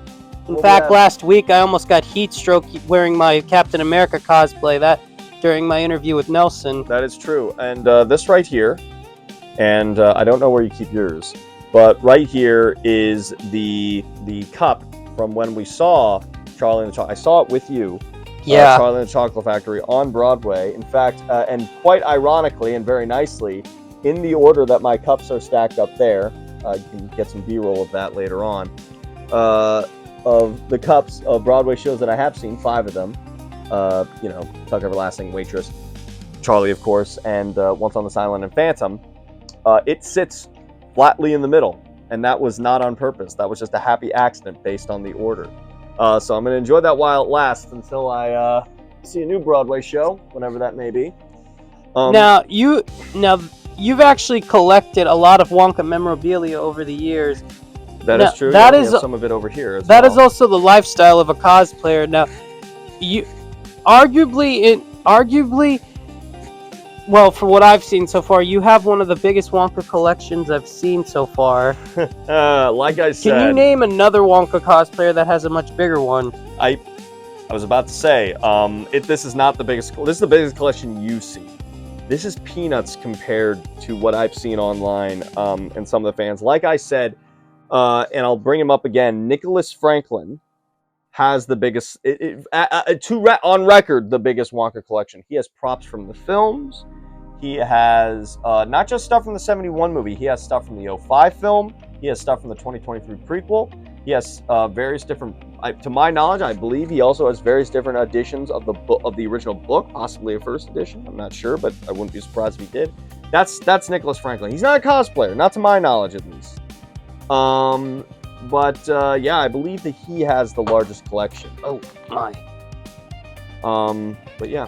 Well, let's see. You've answered everything I can think of at the time. Now, I'd like to get some footage of your actual collection. You mind if we show the audience your collection? Well, yeah. Some of it has been rearranged for this interview so we could display it. But we can show you some of the stuff we have right here. So we have these 3 holiday ornaments that you know, I'm sure you actually one of them is a birthday gift. We have a Funko Pop. I have multiple Wonka Funko Pops all over this room. We have this actually right here. This everlasting gobstopper in this lovely case We got this at, I bought this at GalaxyCon last year. And they had a bunch of Wonka stuff. They had a whole like Wonka booth, or it was a booth full of Wonka merch. And I was so overwhelmed, overstimulated, that I ended up buying the smallest thing. You can show pictures of it in your as well. It was magnificent. It was fantastic. If they have that booth again at a future con, it was scrumdiddlyumptious. Scrumdiddlyumptious, yes. If they have a con, if whoever ran that booth is at a future con that I'm attending to, I am most certainly going to that booth. I don't know if I have the funds at the moment to purchase anything else, but just to look at that was in pure awe. And of course, I was not dressed as Wonka when I was at that con, when I was at that booth or that con, but that's on me. Yeah, but you were wrong. You do have other cosplays. Yes, I've cosplayed as Superboy on 2 occasions, and that's as far as cons are concerned. That's You've about also it. cosplayed once as Winter Soldier, but Yes, I did cosplay. Actually, that was my first con. So Winter Soldier, Superboy, and Wonka. Those are the 3 that I've the 3 that I've done so far. yes, now, but you love Wonka more than any of them. You would Yes, consider yeah. yourself a Wonka cosplayer over anything. I would say this. I would say that. Yeah, I would. Now, I'd actually like to get a tour of your collection that you've managed to produce over the years, if you don't mind. Oh, of course. Let me just let's set this whole thing, reset this all this stuff back to where they originally were, and then I could give you maybe like a proper tour as well. Recording. Okay, so before that, I had to take some of that stuff. It's a nice little name tag that my mom made for my 21st birthday, I believe. Although there is a little bit of a flub in the 2005 movie on the eye, but you know, who am I to complain? This was a homemade gift from my mother, and I'm eternally grateful. Trying to make sure this stuff doesn't fall. The Wonka Golden Ticket. Well, that was actually purchased. We got that during the intermission while we were watching the Broadway show. That was a very, very special thing. It's kind of got these like magnet glass cased things. Each one of these is a magnet, and then you have the ticket right there. That's what the ticket looked like in the 2018 Broadway show. And then we've got I haven't had a place to put this yet, but we have this Wonka Golden Ticket mug right here. We have this is a recent gift. It's a little Wonka action figure that we just got, brand new. Now, what we were sitting on is a Wonka blanket. That's also something brand new we just got. I think I have another Wonka blanket too that I haven't pulled out yet. A lot of this stuff is kind of stacked in. Now, finally, like I said, I have a bunch of Wonka stuff. If I show you everything, this documentary is going to be less about cosplay and more about Wonka, and it's going to be like 3 hours long. So we don't want that. And we want to save Julian a little bit less of a headache. But what we have here, these top 3 things. So of course, we'll start from the bottom. A little image of the Broadway show. This was something that my mother bought me. By the way, the playbill and the ticket and everything's actually in that lunchbox. We have, this was a Christmas gift, autographed poster of the cast from Willy Wonka and the Chocolate Factory, framed. I deeply treasure it. And on the top right here is a painting that was done by a very close friend of mine, Kelsey O'Brien. Her initials are right there. She knew I was a big fan of Wonka and made that for me as a Christmas present. It's a possession I deeply have a lot of pride in, because it's one of the very, that and the name tag over there is one of the very few handmade Wonka accessories that are gifts, and I do appreciate it. In fact, I actually use this as sort of an Easter egg in several of the short films that I've directed. It's very prominently featured in the film Mistake.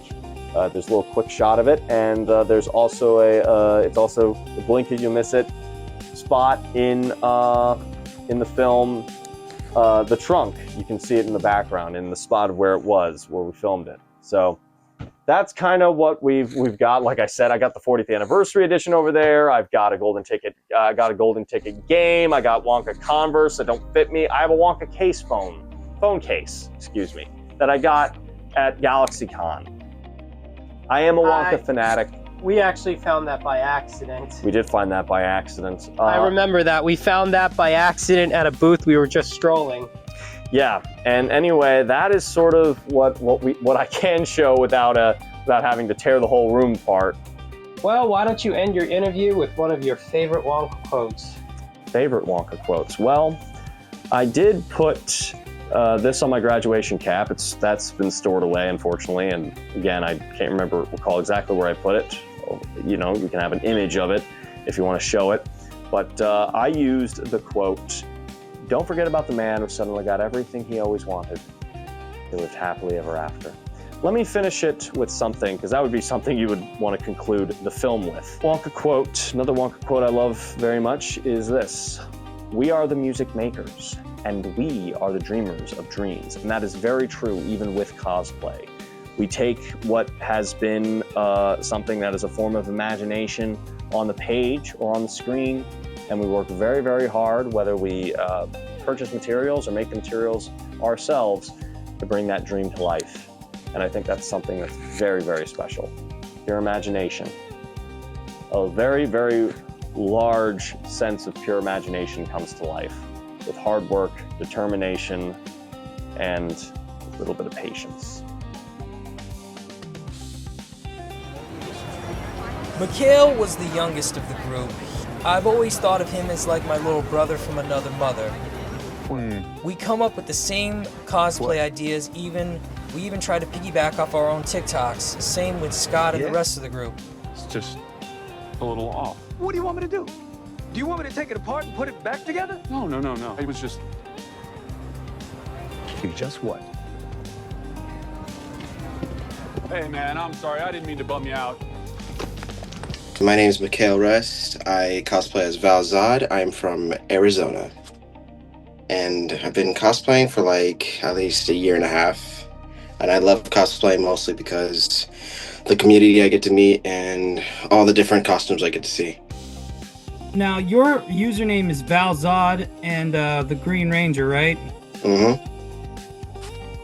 Now, he and I actually met through a TikTok. Now, TikTok is actually now the way cosplayers communicate now, right? Yeah. Yeah. What's your favorite part about that? Like, what's the best? What do you love most about using TikTok to interact with other cosplayers? It's mostly like the positivity of other people. Like when I get to meet other cosplayers and like for instance, you cosplay as Superman. That's just like the best to happen. And also Guy Gardner, he's awesome too. So like we get to make our own little Justice gang. It's just amazing to work with, you know? So yeah, it's awesome. Yeah, it's great. Okay, tell me, how did you get into cosplay?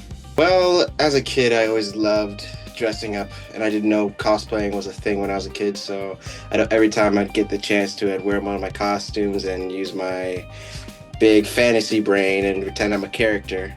And then once I started growing up, I figured out cosplaying was a thing, so then I just started, you know, being a cosplayer, trying to make people happy and all that, because I just loved being a different character.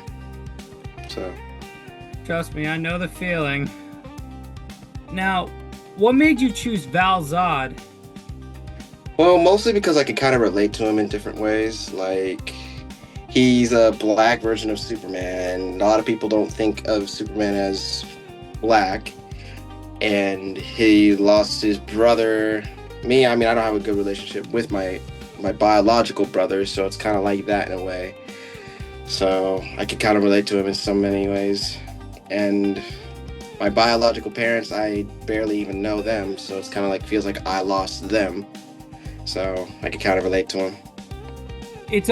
Now, you described a character that you best relate to. Now that's actually a major part of cosplay, finding characters you best relate to cosplay. Wouldn't you agree?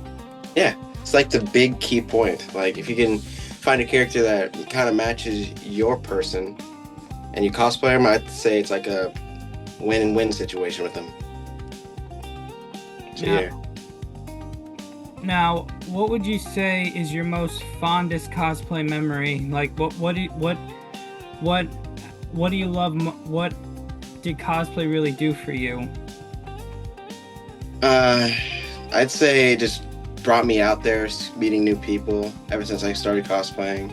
Like, I used to be like a very shy type of person when it came to talking to people.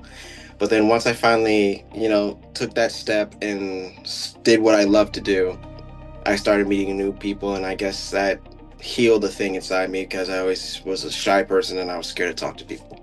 So, believe me, I know exactly how you feel. It was years before I started showing my cosplay. Yeah, I know that every cosplayer knows that feeling, to get out of your shell. Yeah. Now, you said that you like interacting with other cosplayers through TikTok. Now, what exactly do you guys do in these TikToks besides posting them? Well, we mostly do like streams where we're like acting as the character. Like, for instance, Guy Gardner, he loves being the Green Lantern, so I pretend to be the actual Val Zod in that situation, talking to the Green Lantern and joining the team, and mostly just trying to be the cool while funny guy at the same time. So I actually I like that. My favorite memory of the last one we did was when I recreated Superman's monologue to Lex. I know, that was perfect. That was just perfect. Yeah, that was fun. So now you mentioned that this helped you break out of your shell. Do you feel more confident with your cosplay now? Did this give you like more confidence in yourself? Yeah, the more I do like lives, and then like my last live was an outside live, so that was the first time ever that I went outside in a live. So I'd say the more I do this, the more I get more confident in what I wear and who I am cosplaying as. So that, yeah, I'd say it helps me stay like more comfortable, but also more out there so people could see me and stuff. So I'd say it helps a lot. Yeah, I have to agree. Cosplay really builds confidence. Yeah. Now, does it also get you involved in your community? Do you also cosplay for your community as well? Yeah, like on Halloween, I went to work as Val Zod, so I thought I'd show like the symbol of hope for people, give them food and then help around in the whole job area, and sometimes I'd even give food to homeless on that day too. So just trying to spread hope as Val, trying to represent the character more, so then people at least have a positive way to live. Right, so you agree that this isn't just dress up, it's an art to it. It's an art to it, and it's given back to your community, right? Yeah, it's not just like wearing a costume and acting a character. No, it's way more. It's helping the community, being a good person, being all positive to other people. I agree. Now, the last question. Now, given all your cosplay experience, what advice would you give to other cosplayers wanting to go into cosplay? I'd say take it slow, like do it first in your comfort level, but then once it gets like to a certain way where you think you're ready, step out on there. Like for me, it took me a while to even get to that much confidence to even step out in cosplay. So I'd say do what makes you comfortable, but then once it gets to a certain point, like let's say, for me it took me a year. So how long it takes for you, and then when you're ready, take that step. Be an awesome cosplayer, help your community, be a good person. I agree. That's what I would do. I agree. Being a good person is a main part of being a cosplayer. I met Amanda through a mutual friend of ours, and we kept in contact ever since. Like everyone in this documentary, she's one of the most talented people I have ever met. And she's also one of the best Supergirl cosplayers in the community.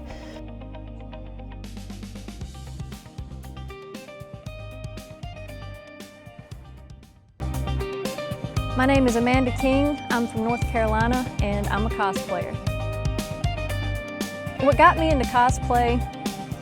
Well, I always go back to when I was a little girl and my parents would call me Supergirl. They always encouraged me to embrace my inner hero and just to go after my dreams.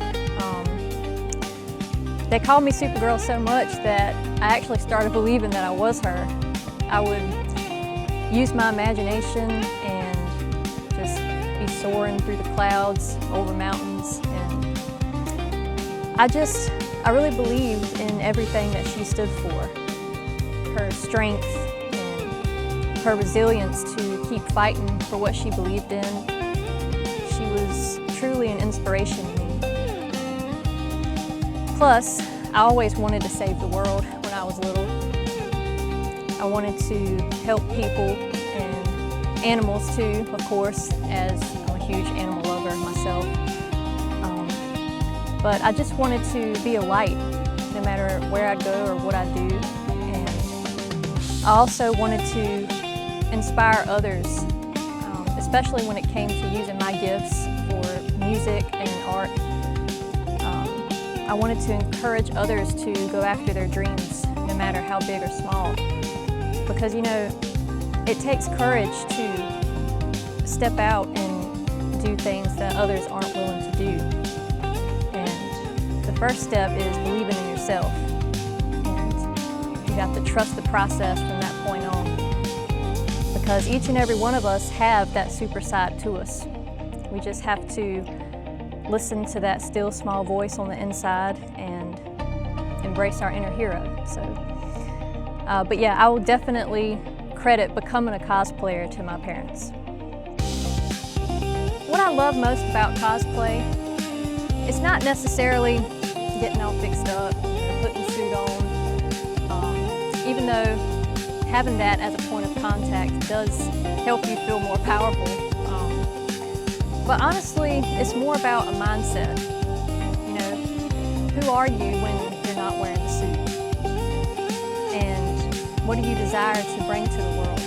And I feel like for me, cosplaying as Supergirl has really helped me to step into that character, even in my everyday life, you know.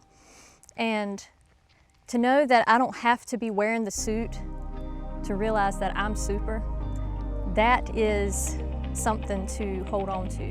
And that's not to, you know, be arrogant by any means, but when you come to know yourself and you know your worth as a human being, you know, you're not ashamed to hold your head a little higher each day.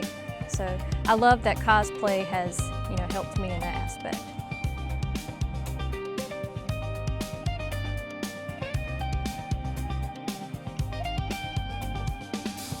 What I love most about the cosplay community is seeing people bring out their inner child. To me, you can just see the joy on their face.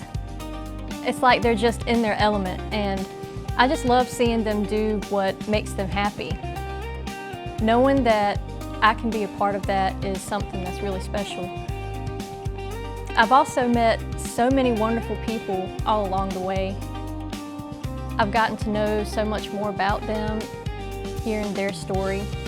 And for me, that's what it's all about. You know, it's about encouraging others and hearing what they went through, like how they got started in their cosplay journey. I just love being able to connect and getting to know more about the cosplayers.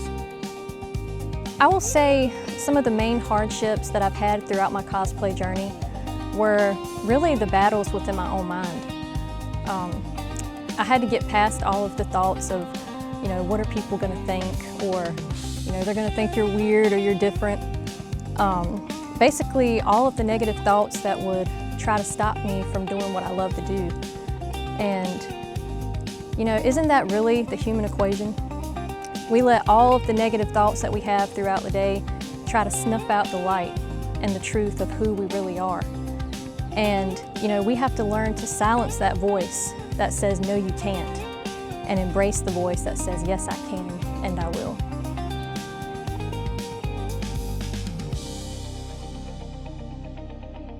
Cosplay has impacted my life in a really positive way.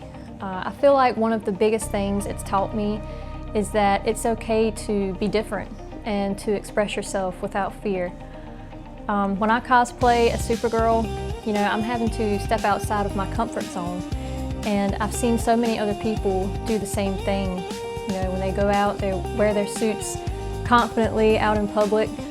It's really inspiring because, you know, self-expression is something to be celebrated, and I love that. Cosplay has also given me the opportunity to create content and connect with others who share similar interests. Whether it's, you know, going out, making videos, taking pictures. I just really enjoy being a role model to others, and I want to encourage them to do whatever it is they're passionate about. And if my content helps even one person feel more confident and to feel accepted for who they are, then that's the most rewarding part of this experience to me. I honestly never knew how much cosplay would become such a big part of my life. I'm just grateful for every opportunity I've had to meet new people and just to gain confidence in ways that I never expected. Plus, I get to do what I love, and I love what I do, so it's a win-win. My advice would be just go out there, you know, have fun, make memories, and you know, if you feel scared, just remember your only limitations are within your own mind. So if you have your heart set on becoming a cosplayer and you know that it's going to bring you joy, go for it.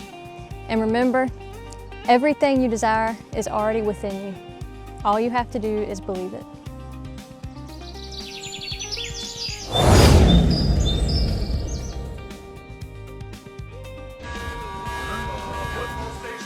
Stop what you're doing and stop Spider-Man. Wait, you? Miles Morales, he's entering Sector 4. One.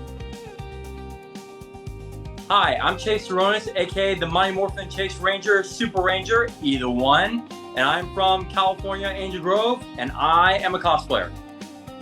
Okay, this is actually going to be the last interview of our documentary. I saved Chase for last because not only is he a great cosplayer, he's also the leader of the cosplay group I am a part of. Now, Chase, I have to ask, how did you get into cosplay?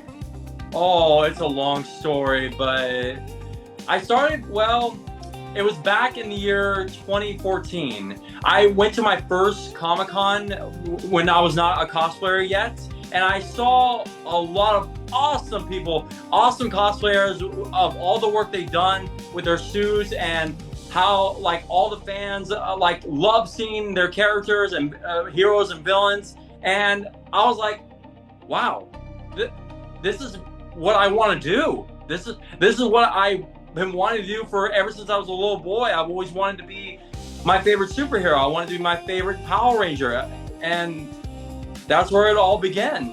I got my first suit from Amazon. I had to start off slow and then work my way up. So I've been doing this for 11 years now. Nice, nice. From what I can tell, your primary cosplays are mostly Power Rangers, right? My main cosplays are Power Rangers, yes. Now, how many suits have you currently cosplayed? For Rangers? Yeah. I've cosplayed, well, you know, the White Ranger right here, and the Mighty Morphin Red Ranger, Mighty Morphin Black Ranger, and my very own Red Ranger custom, the Mighty Morphin Red Tyranno Turbo Ranger, and I've cosplayed the Green Samurai Ranger Ninja Storm. I have cosplayed, let's see here. Let's see. I am in progress of new Ranger suits as we speak. And I have also cosplayed, let's see, the Red Turbo Ranger. And I'm getting a brand new one. And let's see here. That is pretty much it of all my Ranger suits that I've cosplayed so far. Nice, nice. Now, you actually are in contact with several Rangers, correct? That is correct. Yeah. Can you talk about Now I gotta ask, what do you love most about cosplaying the Power Rangers? Like, how did you get into that?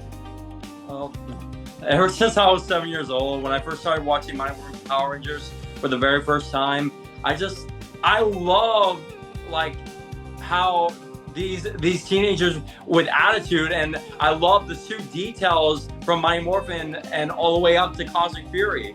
And it's just Mighty Morphin has been my top main favorite of all time. I love the helmet designs. I love the suit patterns. I love the morphers. I like the power coins.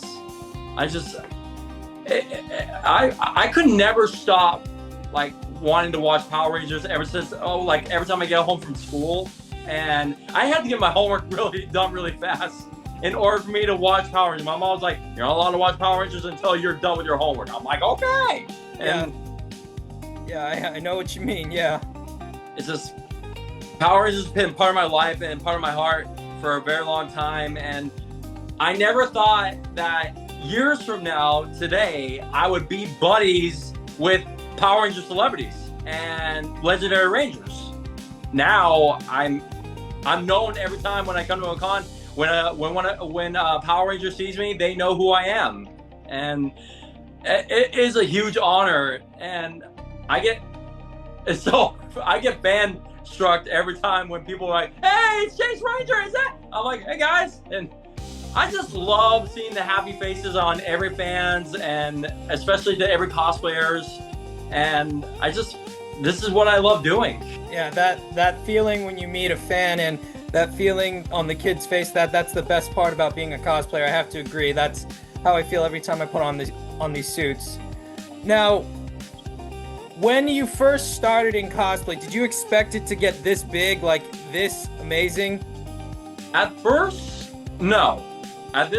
Like in the beginning, it was a struggle for me because I had to start somewhere. And after a while, and I kept looking at my Instagram before I started becoming a TikToker, and my fan base kept growing. It kept getting more followers and more followers, and people loved my suits. They wanted to do pictures with me. They wanted to follow me on Instagram, and they just want to keep supporting me like I support them. And I agree. Yeah. I became an icon to everybody. A lot of people, a lot of fans, a lot of people that want to do cosplay. And I want them to follow their dreams. I want them to see me, and I want them for me to give them their strength to keep going. Now, from your suit, I can tell that a lot of this is handmade. Like this like the tiger shield you're wearing right now. That's handmade, correct? Yeah, this is all thing is handmade. It's amazing. It's amazing. Now there's some talk going around that you're not a real cosplayer if you spy your cosplays. What would you have to say? Like that type of language. How would you respond to that?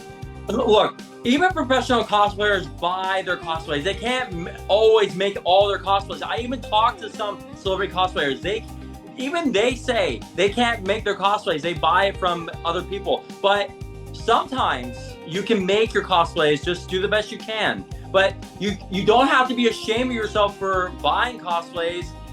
But that still counts you as a cosplayer because you're cosplaying. You're cosplaying the character. For people that say that buying your cosplays doesn't make you a cosplayer, no, they're wrong. Being a cosplayer, you could buy or make either one. You can be a cosplayer if you want to be. It just depends if you can make it or not. You can buy your cosplays or make them. Either one, it doesn't matter. Exactly. I 100% agree. A lot of cosplayers they go through that, and it's okay if you buy your suits online. There's nothing wrong with that. If you're brave enough to get in front of a camera and if you show your art, that makes you a cosplayer, correct? That is 100% correct. Now, what made you wanted to start a cosplay group? What made you want to bring all these cosplayers together? Well, you're probably gonna think this is an Avengers quote, but it still works every time. There was an idea. I wanted to bring together a group of awesome people, including yourself. And I wanted all of us to become like a team that we can travel everywhere we can go to cons and want to do panels or do booths, and would love to do make this a tour thing. Like people will see like us as like professional celebrity cosplayers that travel around the world, and to see that there's people that us are out there that people can look up to and can count on, and just a group of heroes doing the right thing. Now here's the big question. What advice would you have for cosplayers trying to get into cosplay who want to start out? So to this message to every future cosplayers out there, don't be afraid to follow your dreams. Don't be afraid to do what you love. Become the characters you want to be. Don't worry about the judging from other people, what they say. They say you can't do this. This is you're gonna embarrass yourself. No. They do this because they know you have potential. They know that you can do this because of jealousy, and that you could be like the biggest cosplayer of them all. What I'm trying to say is that do what you love. Go push yourself. Do what you can. You become who you want to be. That's all I can tell you. Exactly. I have to agree. I agree. Now, especially the part where you say don't listen to any other people. That's the thing we all struggle with. No, it doesn't matter what other people say. No, this is who we. This is an art. Mm-hmm. This is our art, Mm-hmm. and this is how, and this is our community. We look out for each other. We all do. We all have to look out for each other. It doesn't matter what people say. Because they don't have the guts to do what we do, and because we love doing this ever since we were little kids. Exactly. It doesn't matter what body type you are. Doesn't matter what gender you are. Doesn't matter male, female, either one. You guys can be who you ever want to be. Doesn't matter. Exactly. All right, Chase. How about you finish this interview with your signature catchphrase? Let's see. Which catchphrase do you want me to use? I'd say super-tastic. Yeah. In this case, I would say you guys have a Ranger-tastic day and a Ranger-tastic night. And to all my Power Ranger cosplayers out there, and to all the superhero cosplayers out there, stay Ranger-tastic and super-tastic.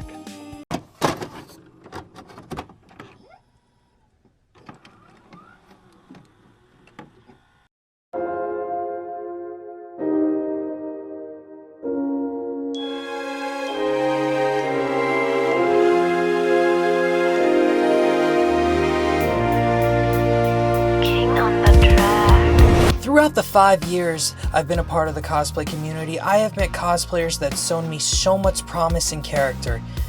Each one of them is different in their own way, but they all try to support one another.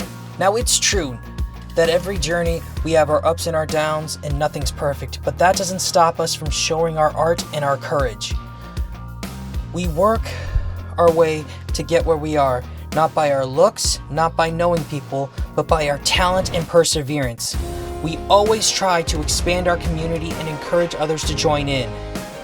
Cosplay has taught me to always be brave and spread joy whenever I get the chance to, as well as inspiring the next generation of artists and cosplayers. This is our art. This is our story. My name is Narendra Banerjee, and I am a cosplayer.